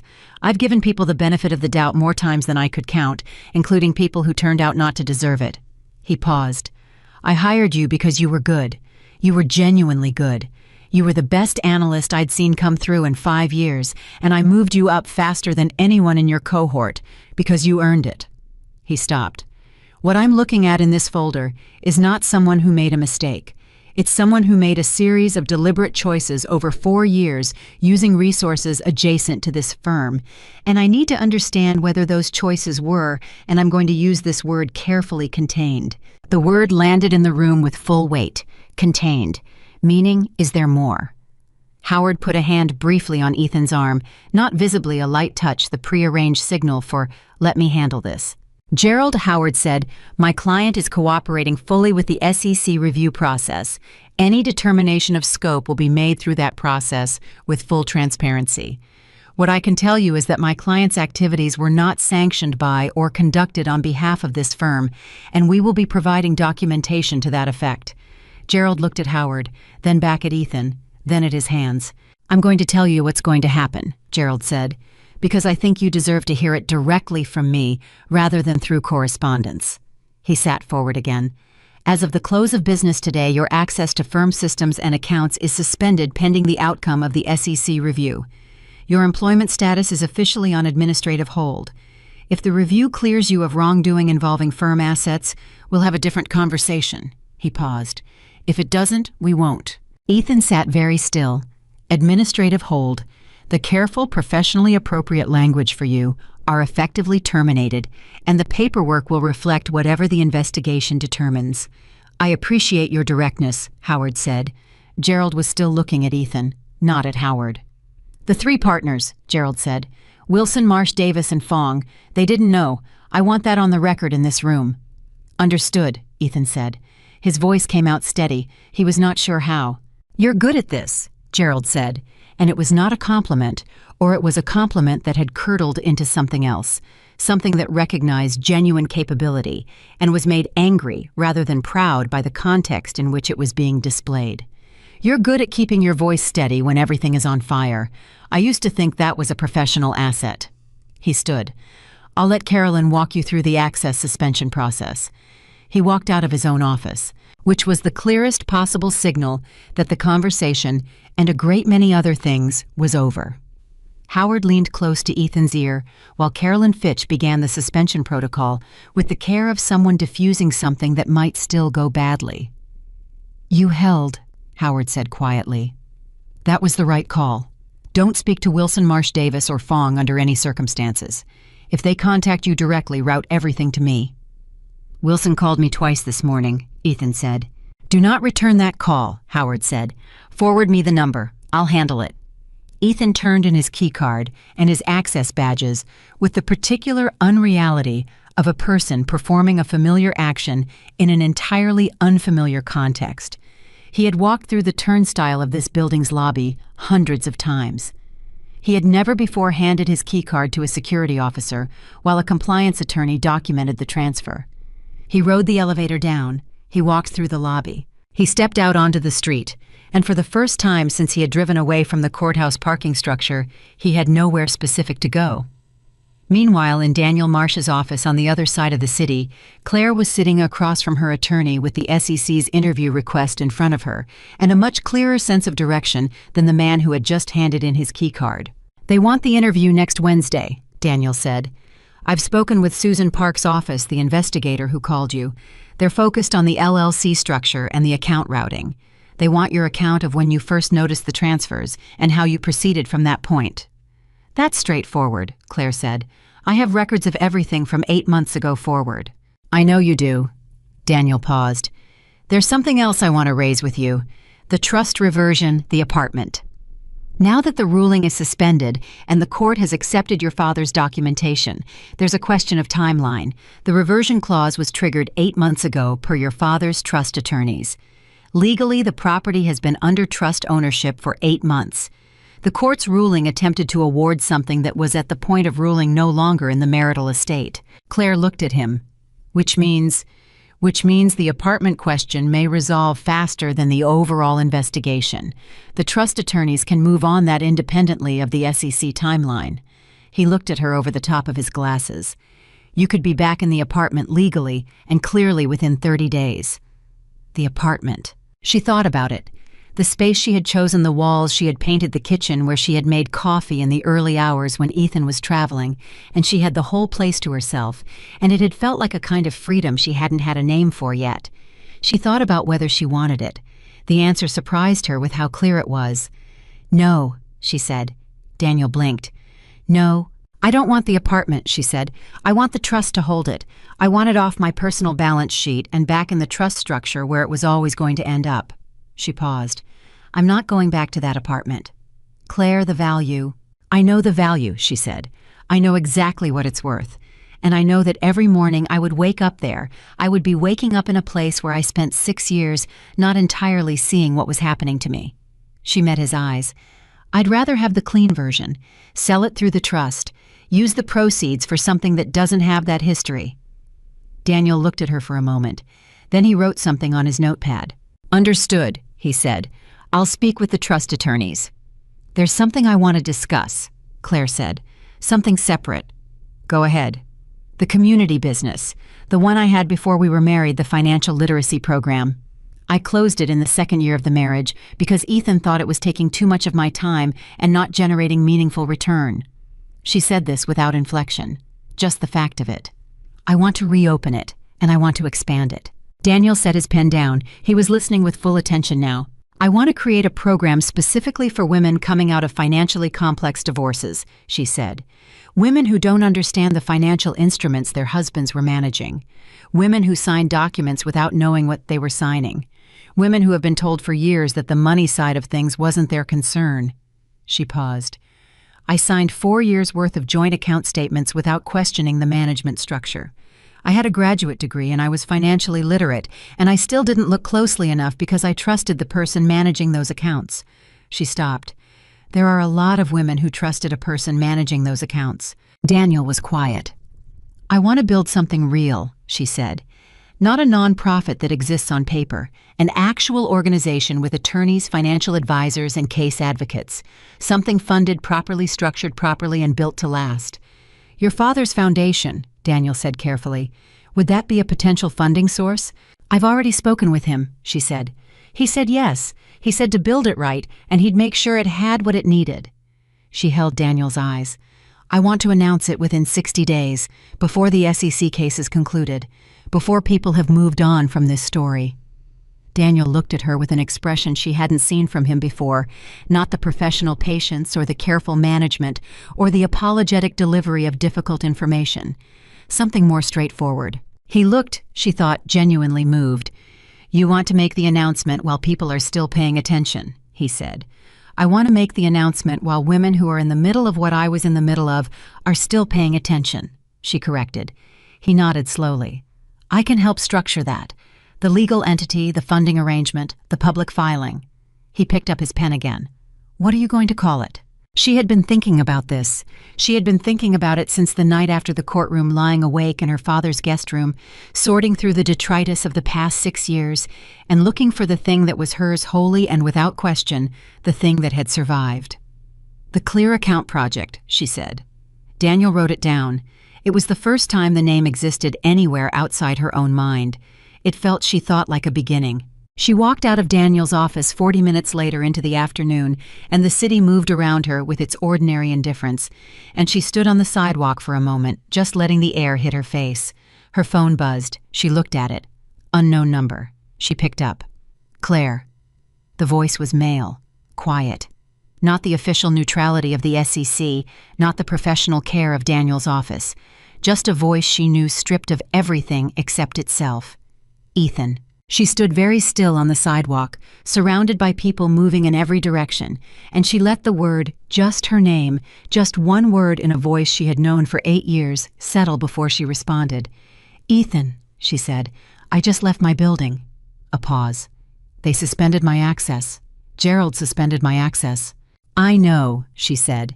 And she did know Daniel had been in contact with Gerald's office through separate channels. Nothing improper, just the ordinary flow of information in a legal case. I want to... He stopped, started again. I don't know what I want. I needed to hear your voice. Another pause, longer. That's an insane thing to say. I understand that. It's not insane, she said, and she meant it because she had loved this person for 7 years, and some version of that love, the original version, the version that predated the charcoal suit and the Delaware LLC and the laugh in the courtroom, was still something she could locate if she was honest about what she held. I'm not calling to ask for anything, he said. I want you to know that. I'm not calling to ask you to, I don't know, intervene, or explain anything, or change anything. A pause. I just wanted to say that I understand now what you said in the courtroom about not knowing, not being the same as not choosing. She listened. "I've been sitting with that for 3 days," he said. "Not knowing is not the same as not choosing, and I keep coming back to I made every single choice I made because I wanted to. Not because I was confused, not because I had incomplete information about the important things." He stopped. "I had incomplete information about your father's trust. I had complete information about who you were, and I chose the other things." The sidewalk flowed around her, and she stood in the middle of it. "I know," she said. "I'm sorry," he said. "I want you to know that. I know it doesn't change anything. I know it's not what you need from me, but I needed to say it." She thought about the question she had been asking for 6 years, the one her father had understood without being told: would Ethan love Claire if money was never part of the equation? She thought about the answer, which had been delivered in a charcoal suit in a courtroom with a laugh that echoed. "Thank you," she said, "for saying it." "Are you—" He stopped. "I don't have the right to ask you how you are." "You can ask," she said. "Are you all right?" She stood on that sidewalk and felt the particular hard-won quality of a person who has survived something significant and is discovering with genuine surprise that they are more themselves on the other side of it than they were before. "I'm better than I've been in years," she said. The silence on his end lasted long enough that she thought he might not respond. "Good," he said finally. "That's—" He cleared his throat. "Good. Take care of yourself, Ethan," she said. She ended the call. She put her phone in her pocket. She stood on the sidewalk for one more moment, just herself, just Claire Whitmore with the afternoon around her, and 60 days to an announcement and a name written on Daniel Marsh's notepad, and a father who had ordered dessert and said he was relieved. Then she turned and she walked, and she did not look back. Because the picture was complete now. She had seen it in full. She had held it for exactly as long as she needed to. And she was done holding things that weren't hers to carry anymore. The announcement went out on a Tuesday morning, 53 days after the courtroom. Claire had chosen Tuesday deliberately, not Monday, which carried the distracted energy of a week just beginning, and not Friday, which carried the distracted energy of a week just ending. Tuesday was a day when people were paying attention, when the news cycle had room, when a woman standing at a podium in a midtown conference room could say what she had to say, and the people who needed to hear it would have the bandwidth to actually receive it. She wore a dark blue dress she had bought for herself with her own account from a store she had chosen without consulting anyone. It was a small thing. It felt enormous. Daniel Marsh stood to her left. Her father stood to her right, though slightly behind his choice deliberate. Because Richard Whitmore had spent a lifetime understanding that the most powerful thing a person with his kind of weight could do in certain moments was stand behind someone else and let the room understand what that posture meant. There were 14 journalists in the room. 3 television cameras, a photographer from a financial publication that Claire had read for years and had never imagined being in. She looked at the room. The room looked at her. She began. 6 years ago, I signed a joint account disclosure document without reading it carefully, she said. I was educated. I was financially literate. I had graduate coursework in economics, and I understood investment structures, and I had at that point in my life reviewed more complex documents than the one sitting in front of me. She paused. I signed it because I trusted the person sitting across from me. I signed it because I believed that trust was the same as protection. Another pause. It is not, and I spent 6 years learning the difference. The room was very quiet. The Clear Account Project is a nonprofit organization dedicated to providing financial literacy education, legal advocacy, and case support to women navigating financially complex divorce proceedings. We exist because too many women have signed documents without reading them, accepted financial narratives without questioning them, and emerged from marriages they entered in good faith with nothing. Not because they were naive, but because the system that was supposed to protect them assumed they already had everything they needed. She looked up from her notes. They didn't. We do now, and we're going to share it. She spoke for 11 more minutes. She answered 7 questions. 2 of the journalists asked about the divorce. She answered both questions directly, without defensiveness and without drama. Yes, the proceedings had been the catalyst. Yes, her father's involvement had been significant. No, she did not consider what she was building to be about personal vindication. She considered it to be about the next woman who was sitting in a conference room signing a document she hadn't read, and the woman after that, and the one after that. One journalist, a young woman from a digital outlet who looked like she was 26 and had the eyes of someone who had already seen more than 26 years, should require, raised her hand and asked a question that wasn't on the prepared list. "Ms. Whitmore," she said, "you're building something significant here. You have the resources and the platform to make this organization genuinely impactful, but I'm curious about something more personal." She paused. "What do you want the women who come through this program to feel, not understand, not know, feel?" Claire looked at her. She thought about sitting in Daniel Marsh's office the week before the divorce proceedings began, watching him manage his expression as he explained that Ethan's documentation was coherent and damaging and that the case was going to be difficult. She thought about the specific quality of helplessness that is not actually helplessness but feels like it because the tools you need are in someone else's hands and they are not using them in your direction. "Ready," she said. "I want them to feel ready, not after, before the next thing happens. Ready in advance with their eyes open, with their name on documents they actually understand." She held the young journalist's gaze. "Because the most powerful moment in my experience of the last year was not standing in a courtroom watching the truth come out. It was the moment 8 months before that when I sat down with my father's attorneys and understood exactly what I had, exactly what it meant, and exactly what I could do with it." She paused. That morning, that quiet, completely private morning, that was when everything changed. Not the courtroom, the morning. She looked around the room. "That's what this organization is going to give women, that morning, as early as possible, before they need it." The room was still. Then the young journalist nodded once very deliberately and wrote something in her notebook. Richard Whitmore, standing slightly behind his daughter, looked at the back of her head and felt something that he had been accumulating for 53 days since the courtroom and had not yet had the right moment to feel fully. He felt proud. Not in the reflexive, automatic way of a parent observing a child's success. In the specific, hard-won way of someone who has watched a person he loves go through something that could have broken them and has instead watched them emerge from it, clearer, stronger, and more fully themselves than they had ever been in his presence. He pressed his lips together. He did not make a sound. He stood behind her and let the room see what his presence meant. That was enough. That was more than enough. The press conference ended at 11:40. By noon, 3 outlets had published initial stories. By 2 o'clock, the story had been picked up by 2 national publications and a financial news network that ran a 4-minute segment with Claire's photograph and the words, "Whitmore Heiress Launches Divorce, Financial Advocacy Org" across the bottom of the screen. Claire watched the segment from Daniel's office sitting beside her father and said nothing for a moment after it ended. "They used the word heiress," she said. "They did," her father agreed. "I've never used that word for myself in my life." "I know."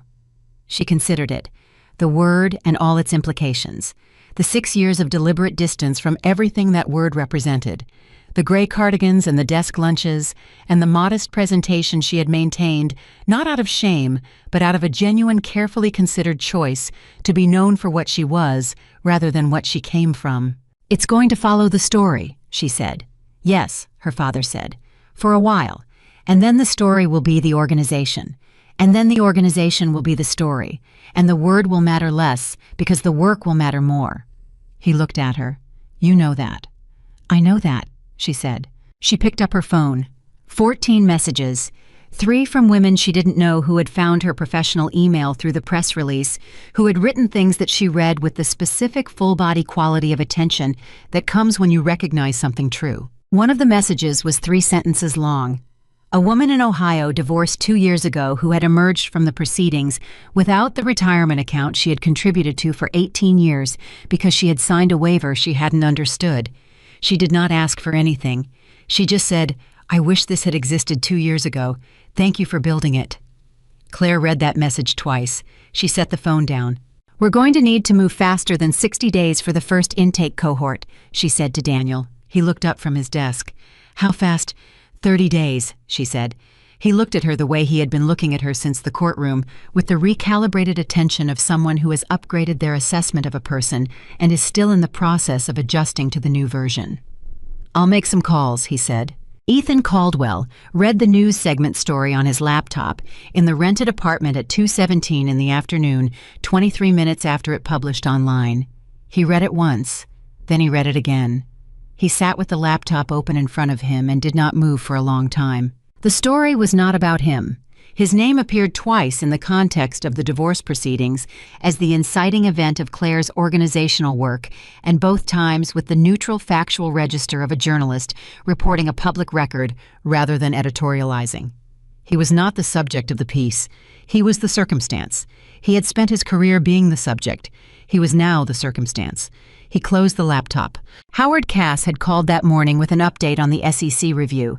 The review was 3 weeks in and had expanded as Howard had carefully forecast to include a broader examination of account structures connected to the firm. 3 partners were actively cooperating with investigators. Gerald Merritt had submitted a voluntary disclosure package that Howard described as thorough, and that Ethan understood meant Gerald was cooperating fully and protecting the firm as his primary obligation, which was what Gerald would always do, because that was who Gerald was and had always been. The voluntary disclosure package included everything. Howard had been honest about what that meant. "The question isn't whether they have the information," he had said. "They have the information. The question is how you position yourself relative to it. Full cooperation from this point forward is the only viable strategy, not partial cooperation, not cooperation with retained ambiguity, full." Ethan had agreed. He was cooperating. He spent 4 hours on Monday at the SEC's offices on Vesey Street with Howard beside him, walking through 4 years of account activity in the particular detail that investigators require. Not the broad strokes, not the summary version, but the granular transaction-by-transaction, decision-by-decision account of how money had moved and why and when and to where. It was, he thought, the most honest he had been about anything in 4 years, possibly longer. The investigator assigned to his portion of the case was a man named Arthur Chen, who was approximately 50 and had the unhurried quality of someone who understood that thorough work done carefully produced better outcomes than fast work done impressively. He asked questions with the specific precision of someone who already had most of the answers and was documenting the ones he needed confirmed. At one point, Arthur Chen asked him without particular emphasis, "Mr. Caldwell, did you believe at the time that the transfer routing structure you established was compliant with your firm's conflict of interest policies?" Ethan looked at the question. Howard was watching him. "No," Ethan said. "I knew it was not." Arthur Chen wrote something. Howard said nothing. It was the most significant single answer Ethan had given in the entire session, and the room held it for a moment before Arthur Chen moved to the next question. Ethan drove home from that session and sat in the rented apartment and felt something he did not immediately have a name for. It was adjacent to exhaustion, but more specific. It was the particular quality of having told the complete truth about something after a long time of not telling it and finding that the truth was in its way lighter than the weight of its management. Not good exactly. The consequences were still the consequences, but lighter. He thought about Wilson calling him twice before Howard had told him not to return the call. He thought about Wilson's voice in the one voicemail he'd listened to before deleting the rest, not angry, which he'd expected, but bewildered. The specific bewilderment of a person who has been told they are adjacent to something they did not know existed and is trying to understand how that happened to them. I thought about sitting across from Wilson at firm events and dinners and the particular ease of those interactions, the shared professional language, the mutual respect, the solid, ordinary colleagueness of it. He thought about Wilson's signature on a form that Wilson had signed because it was a routine thing to sign, not because Wilson had any reason to look more carefully. He thought about the number of people who had been in proximity to his choices without knowing it. The number was not small. There was a knock at his door. He looked up. Nobody knocked at this door. The building had a doorman. If someone was at his door, the doorman had sent them up, which meant it was someone whose presence the doorman had reason to authorize. He went to the door. He opened it.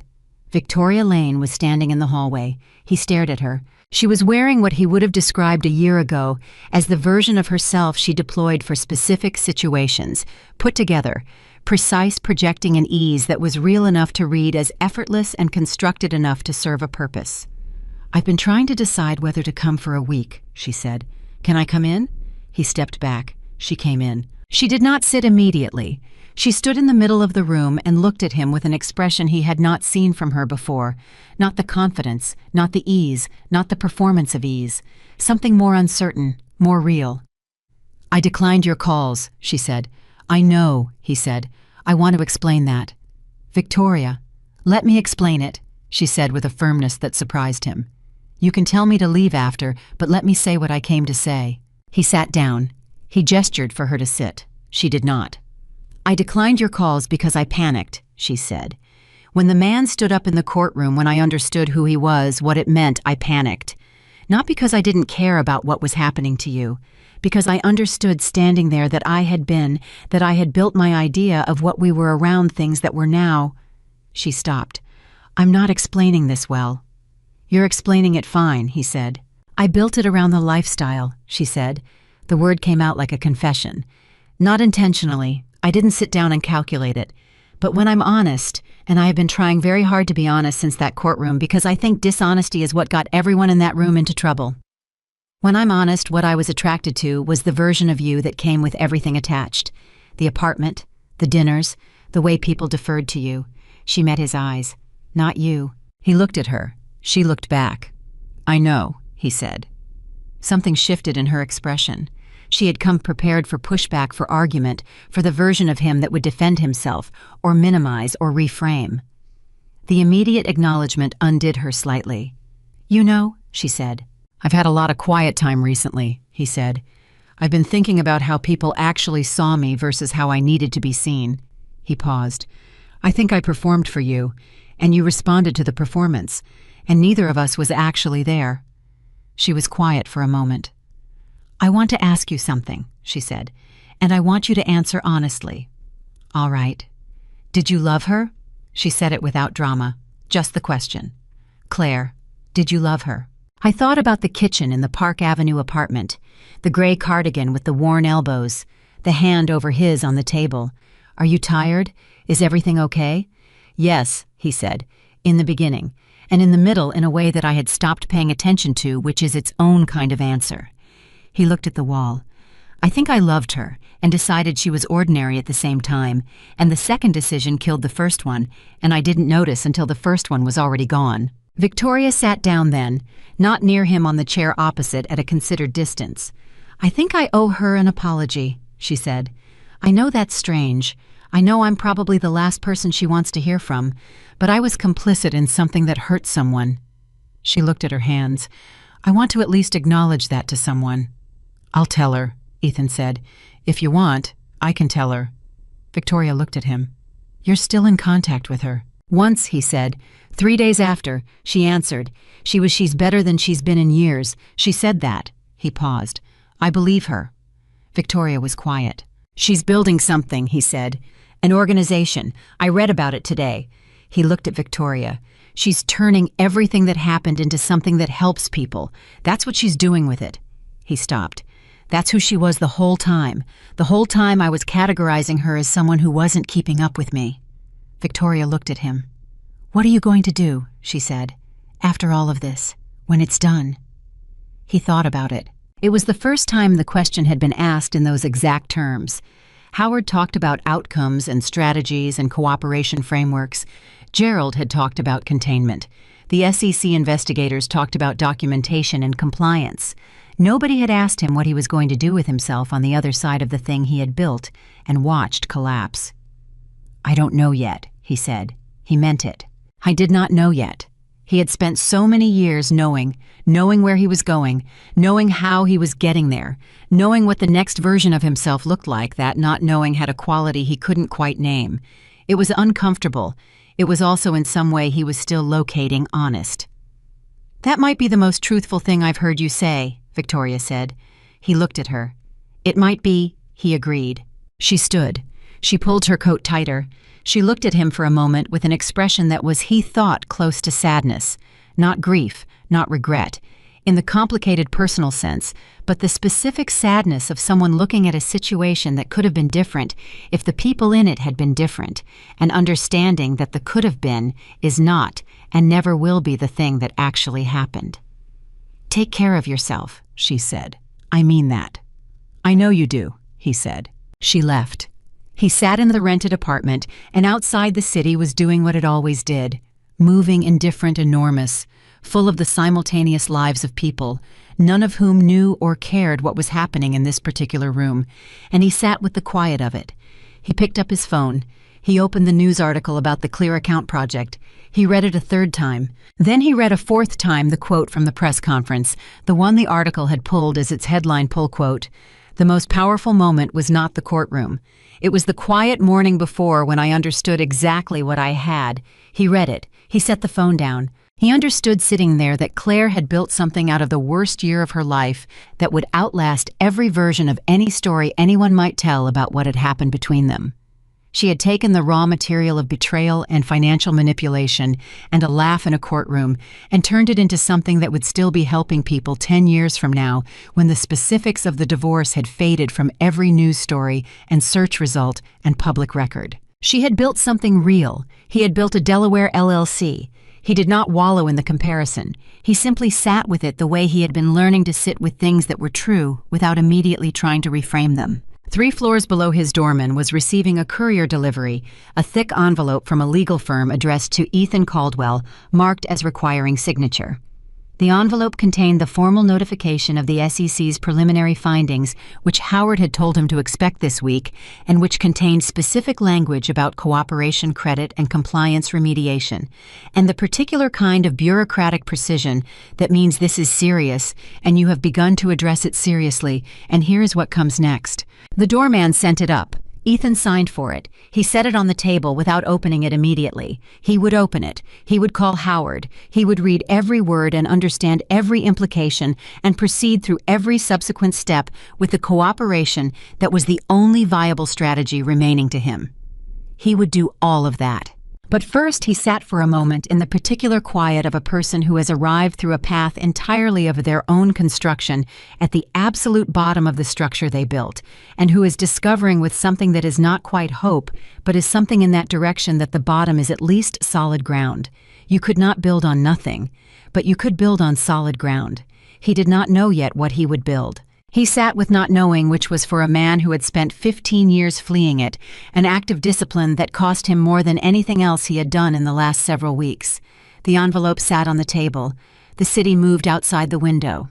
And in a conference room across town, Claire Whitmore was sitting across from the first 3 women who had applied to the Clear Account Project's inaugural intake cohort, women who had heard the press conference or read the articles or been forwarded a link by a friend or a sister or a therapist who had said quietly, "You should look at this," and she was listening to them tell her things that she recognized from the inside. One of them was a woman named Barbara, 61, from Connecticut, who had been married for 32 years and had come out of her divorce without access to the pension account she had contributed to for 28 of those years because her husband had restructured it through an LLC 18 months before he filed, and the documentation had been too complex for the attorney she could afford to untangle in the time available. Barbara told her this in a voice that was steady and careful and fully controlled in the way that voices are when their owners have practiced the telling until it no longer breaks them apart, but the effort of the practice is still visible underneath. Claire listened. She did not offer immediate solutions. She did not project reassurance. She listened with the full specific attention of someone who had been in a version of this room, not the same circumstances, but the same fundamental experience of holding information that you didn't know how to use in a system that wasn't designed to help you use it. When Barbara finished, she looked at Claire with an expression that was part wariness and part something more fragile. "Is it too late for me?" Barbara asked. "It's been 2 years. The settlement was finalized. I don't know if there's anything—" "Tell me the details of the pension restructuring," Claire said. "Specifically the LLC structure and the timeline. We have a financial forensics partnership with 2 firms that specialize in retroactive asset analysis." She held Barbara's eyes. "Finalized settlements can be reopened under specific circumstances. I'm not promising anything, but I want you to tell me the details." Barbara looked at her. Then she began to talk. And Claire listened, and the woman beside Barbara listened, and the intake coordinator took careful notes, and the Clear Account Project was no longer just a name on a notepad in Daniel Marsh's office. It was a room with women in it and a table and someone paying full attention. It was, Claire thought, precisely what she had been building toward. Not the courtroom, not the laugh, not the charcoal suit or the Delaware LLC or the name Richard Whitmore said in front of a judge. This room, this table, this woman telling her story for the first time to someone who already knew the shape of it. She would be here tomorrow, and the day after, and the day after that. That was the only answer that had ever mattered to her. She was finally in a position to give it. The SEC's formal findings arrived on a Thursday morning 4 months after the courtroom in a document that Howard Cass delivered to Ethan in person, rather than by courier, which told Ethan everything he needed to know about the weight of what was inside before he opened the first page. Howard sat across from him at the small table in the rented apartment and watched Ethan read with the patient attention of an attorney who has learned that the moment after a client reads significant legal documentation is not the moment for talking. Ethan read. He read the findings section. He read the remediation requirements. He read the civil penalty figure, which was substantial, and the cooperation credit notation, which reduced it from what it otherwise would have been, and the compliance bar notation, which meant that his ability to work in any registered financial capacity was suspended for a period that Howard had been preparing him for, but that still landed differently in print than it had in verbal forecast. He set the document down. 7 years, he said. 7 years from the date of the formal order, Howard said, with a review eligibility at the 5-year mark if the remediation benchmarks are met and there are no subsequent violations. 5 years before review eligibility. Yes. Ethan looked at the wall. I'm 35. I know. I'll be 40 before I can apply for review, 42 before any realistic reinstatement. That is the arithmetic, Howard said without softening it, because softening it would have been a disservice. And Howard Cass, whatever his limitations, did not do his clients the disservice of softening arithmetic. Ethan sat with that. He had known this was the likely outcome. Howard had walked him through the probability range 3 weeks ago, and the formal findings were within the range Howard had forecast, which meant Howard had been accurate, which meant Ethan had been given honest counsel and had no legitimate cause for surprise. He was still surprised, not at the findings, at himself. At the specific interior quality of sitting in a rented apartment at 35 years old, reading a federal regulatory document that suspended the career he had spent 15 years building and discovering that what he felt was not primarily devastation. It was something closer to relief. He turned that over carefully because relief was not the response he had expected, and he did not trust unexpected responses anymore. He had trusted his instincts too completely for too long, and the instincts had been in significant areas profoundly wrong, but the relief was real. It had been building since the session with Arthur Chen at the SEC offices, since the moment he had said out loud on the record, "I knew it was not compliant," and the room had held that truth, and the ceiling had not fallen. Since the moment of full cooperation, when the strategy had shifted from management to transparency, and the enormous effort of maintaining the managed version had simply stopped. He had been managing a story for 4 years. He was done managing it.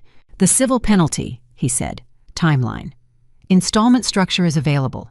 18 months with the first payment due 60 days from the formal order. Howard paused. Your personal assets are sufficient to cover it. The LLC assets were frozen in the preliminary phase, but your personal accounts, the ones outside the LLC structure, were not part of the violation scope. Those remain accessible. And the firm, Ethan said, Wilson Marsh Davis Fong. The 3 partners have been cleared of direct involvement. Their cooperation with the review is noted in the findings. The firm itself received a compliance citation and a mandatory remediation program, no financial penalty. Howard looked at him directly. Gerald submitted a statement to the investigators, on your behalf. Ethan looked up. A statement, he said. A character statement, voluntary, unsolicited by the investigation. Howard picked up his own copy of the document and turned to a specific page. Paragraph 4 of the Cooperation Credit section references voluntary testimony from a senior industry colleague that confirmed the isolated nature of the violations and supported the finding that firm partners were not complicit. He set the document down. Gerald submitted it 2 weeks ago. Ethan stared at him. He had not known this. He had not spoken to Gerald since the day his keycard was collected. He had followed Howard's instruction to the letter, no direct contact, all communication through counsel. Gerald had submitted a statement in support of the cooperation credit finding without being asked, without notifying Ethan, and without, as far as Ethan could determine, any expectation of acknowledgement. Why? Ethan said. I asked Gerald's attorney the same question, Howard said. The response was, he paused, recalling it precisely, that Gerald had employed Ethan for 2 years, that the violations did not implicate the quality of Ethan's professional work during that employment, and that Gerald did not believe a man's worst choices should be the only evidence submitted about his character. Howard paused again. Those were the words. Ethan looked at the table. He thought about Gerald's posture in that meeting, leaning forward, hands flat, the posture of a decision already made. The way Gerald had said you were good, you were genuinely good, and the complicated anger that had lived inside the sentence. He thought about the keycard, the administrative hold language, the deliberate courtesy of being told directly rather than through correspondence. And then separately, in the same week that Ethan had been in the SEC offices answering Arthur Chen's questions with full transparency, Gerald had sat down and written a voluntary character statement, without being asked, without telling Ethan. He pressed his eyes closed for a moment. I need to write him a letter, he said. When the formal order is issued, yes, Howard said. I can review it before you send. Not a legal letter, Ethan said. A letter. Howard looked at him. All right, Howard said.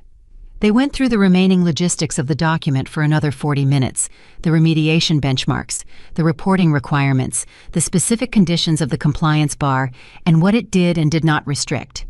Howard answered every question with the precision Ethan had come to rely on and had in the early days of their working relationship undervalued because he had been so accustomed to attorneys who managed rather than explained. When Howard left, Ethan sat alone with the document. He did not immediately begin planning what came next.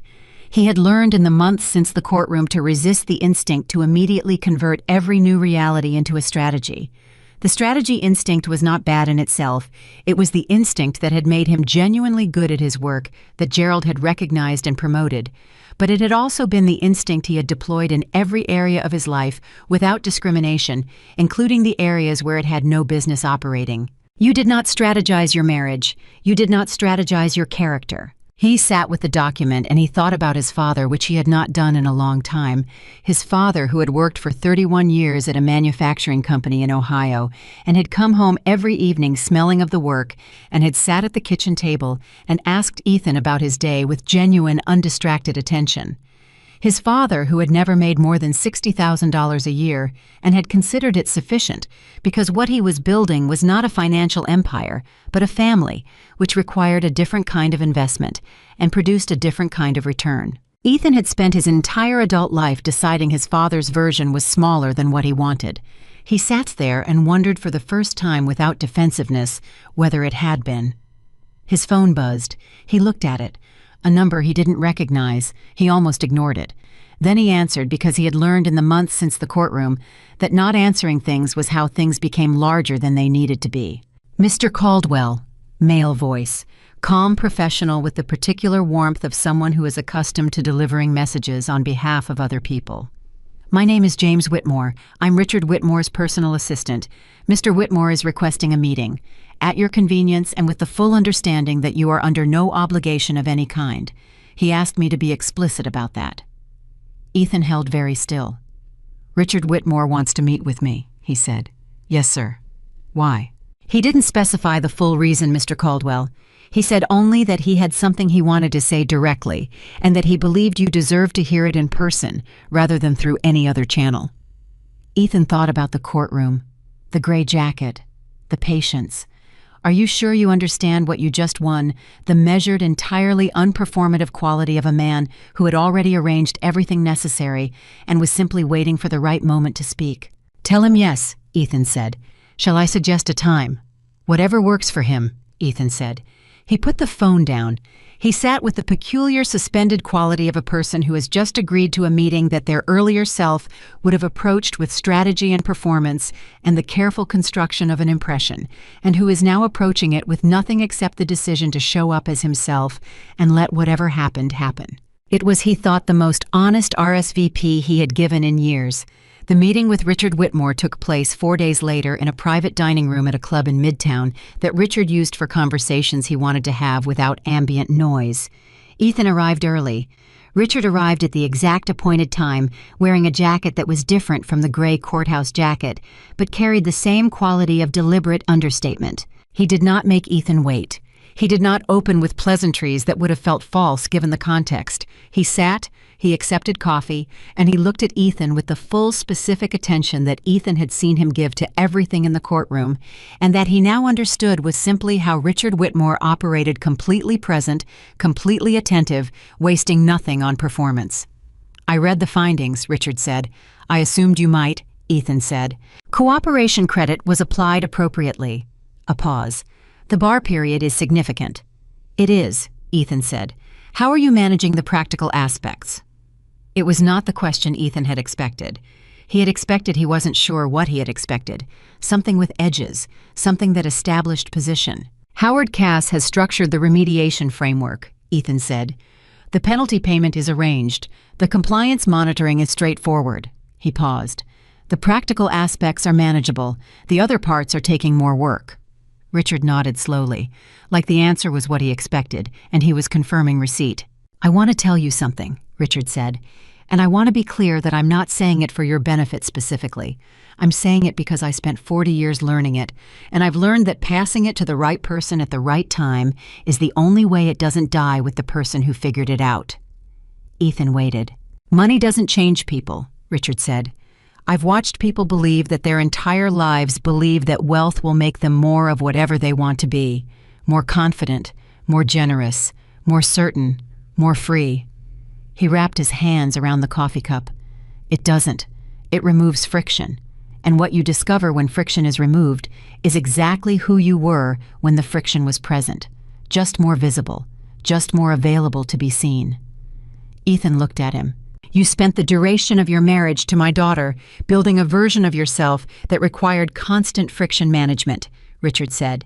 "The LLC, the transfers, the narrative you constructed for the divorce, all of it was friction management. All of it was the effort required to maintain a version of yourself that was not what you actually were." "Yes," Ethan said. "That effort is gone now," Richard said. "The friction you were managing is public. The version is no longer available." He looked at Ethan directly.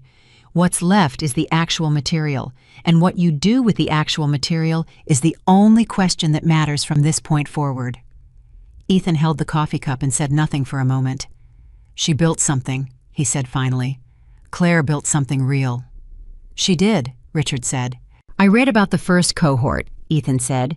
"The intake program. The woman from Connecticut, Barbara." He paused. "The article mentioned the pension case was reopened, that the forensic analysis found recoverable assets." "It did," Richard said, and something in his voice shifted not into softness exactly, but into the register of someone for whom a specific piece of information carries specific meaning. "Barbara will recover approximately 60% of the assets from the original pension structure. Not all, but 60% is not nothing." "No," Ethan said. "It's not nothing." They sat with that for a moment. "I want to ask you something," Ethan said, "and I recognize I may not have the standing to ask it." "Ask?" Richard said. "Is she—" He stopped. "Is she all right? Not the organization, not the strategy. Her. Is she actually all right?" Richard Whitmore looked at his daughter's ex-husband across the table with the unhurried attention of someone weighing not the question, but the person asking it. "She is better than she has been in years," he said. "She told you that herself." "I know. I believed her then. I still believe her." Ethan paused. "I just wanted to hear it from someone who sees her every day." "She is," Richard said. "She is genuinely well. She is working harder than she's ever worked and sleeping better than she has in 6 years and laughing more than I have seen her laugh in a long time." He paused. "She is Ethan, the full version of herself, the version she was always going to become when she had the room to become it." Ethan looked at the table. "I took up a lot of room," he said quietly. "Yes," Richard said. "You did." No comfort offered, no softening, just the fact delivered with the same patient precision as everything else. It was, Ethan thought, the kindest thing Richard Whitmore could have done, the kindest and the hardest, which were often the same thing. "I'm thinking about going back to Ohio," Ethan said. It was the first time he had said this out loud. He had been thinking it for 3 weeks, turning it over, testing its weight. My father is still there. He's in his mid-60s. He's healthy, but he's alone, and he's been alone since my mother died, and I have not been present for that in the way I should have been." Richard was quiet. "The bar period gives me time," Ethan said. "I can't practice. I can consult in limited capacities," Howard says. "But the full professional structure is paused." He paused himself. "I've been thinking about what you build in a pause." "What you build in a pause," Richard said, "depends entirely on what you start with." "I know," Ethan said. "I'm starting with a lot less than I came into this year with." "In some categories," Richard said. "In others, perhaps more." Ethan looked at him. He thought about Arthur Chen's office, about full cooperation, about the weight that had lifted when the managing stopped, about Gerald's voluntary statement and the shock of unearned generosity and what it felt like to receive something you hadn't earned and hadn't manipulated and hadn't constructed something given simply because the person giving it had decided it was right. I thought about what it felt like to be on the receiving end of that. And he thought for a long, quiet moment about how rarely he had been the one giving it. "I'm going to write to Claire," he said. "Not a long letter. I don't have anything to say that she needs to hear. But I want her to know that I've read about the project, that I understand what she's building." He looked at Richard. "And I want her to know that if there is ever anything in whatever I have going forward that could be useful to that work, she can have it." Richard considered this. "I'll tell her you said so," he said. "You don't have to." "I know," Richard said. "I'll tell her because she should know, not because it changes anything, but because she should know." They finished their coffee. When they stood to leave, Richard extended his hand and Ethan shook it, and the handshake was nothing except what it was. Two people who had been on opposite sides of a significant event, acknowledging each other with basic human courtesy at the end of a conversation that had been honest. Nothing more, but not less. On the sidewalk outside, Richard Whitmore paused. "One more thing," he said. Ethan stopped. "You asked what money reveals," Richard said. "You didn't use those words, but that was the question underneath everything you said in there." He looked at Ethan with the direct, undistracted attention one final time. "I've watched it reveal cruelty in people I respected. I've watched it reveal cowardice in people I liked. I've watched it reveal genuine character in people nobody expected anything from." He paused. "The revealing isn't the end. It's just the beginning of what you decide to do with what's been revealed." Another pause. "That part is entirely yours." He walked. He did not look back. Ethan stood on the sidewalk and watched him go and felt something shift in his chest, not dramatically, not in the way that movies would require, but in the quiet cellular way that real things shift when they finally settle into their true position. He took the train to Penn Station that evening. He bought a ticket to Columbus, Ohio. He called his father from the platform, and his father answered on the second ring with the particular, slightly breathless quality of someone who has not been expecting a call and is therefore completely present for it. "Ethan," his father said. "Hey, Dad," Ethan said. And that was enough for a moment. Just the two words. Just the acknowledgement of each other across the distance. "I'm coming to see you," Ethan said.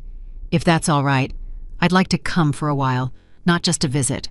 A pause on the other end, not surprise exactly, more like the careful receipt of something hoped for but not counted on. "How long is a while?" his father asked. "I don't know yet," Ethan said.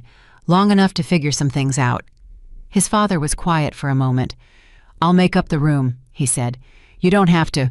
"I want to," his father said simply, and the simplicity of it, the uncomplicated willingness of a person who loves someone and shows it through practical action rather than performance, landed somewhere in Ethan that had been closed for a long time. He boarded the train. He put his two phones in his jacket pocket, and he sat by the window, and the city moved past him, and then the city became the spaces between cities, and then it became Ohio flat and wide and entirely unconcerned with Wall Street or SEC findings or Delaware LLCs or any version of anything Ethan had spent 15 years telling himself was the measure of a life worth having. He sat with it. The sky outside the window was the particular color it gets in the late afternoon in October over the Midwest, wide and pale and full of a light that doesn't exist in cities because cities interrupt it. He had forgotten what that light looked like. He had been in cities long enough that he had stopped knowing what he was missing. He thought about Claire standing at the press conference podium in her dark blue dress. He thought about her voice saying the quiet morning before. He thought about what it meant to be ready in advance, to have your eyes open before you needed them open. I thought about the woman Barbara from Connecticut, 61 years old, 32 years of marriage, coming through the door of the Clear Account Project with a story she had practiced telling until it no longer broke her apart, and finding on the other side of the door someone who already knew the shape of it. He thought about the 60%, not all, but not nothing. He thought about what you built in a pause. His father was standing on the platform when the train pulled in. He was wearing the brown jacket he had owned for at least a decade, and he looked older than Ethan had let himself track, and he was standing with the particular physical patience of someone who has been waiting and does not mind it, because the thing they are waiting for is worth waiting for. Ethan stepped off the train. His father looked at him, not at the suit. Ethan was not wearing a suit, was wearing a jacket and jeans the first time he had arrived anywhere without a suit in 15 years, and had not felt diminished by the absence.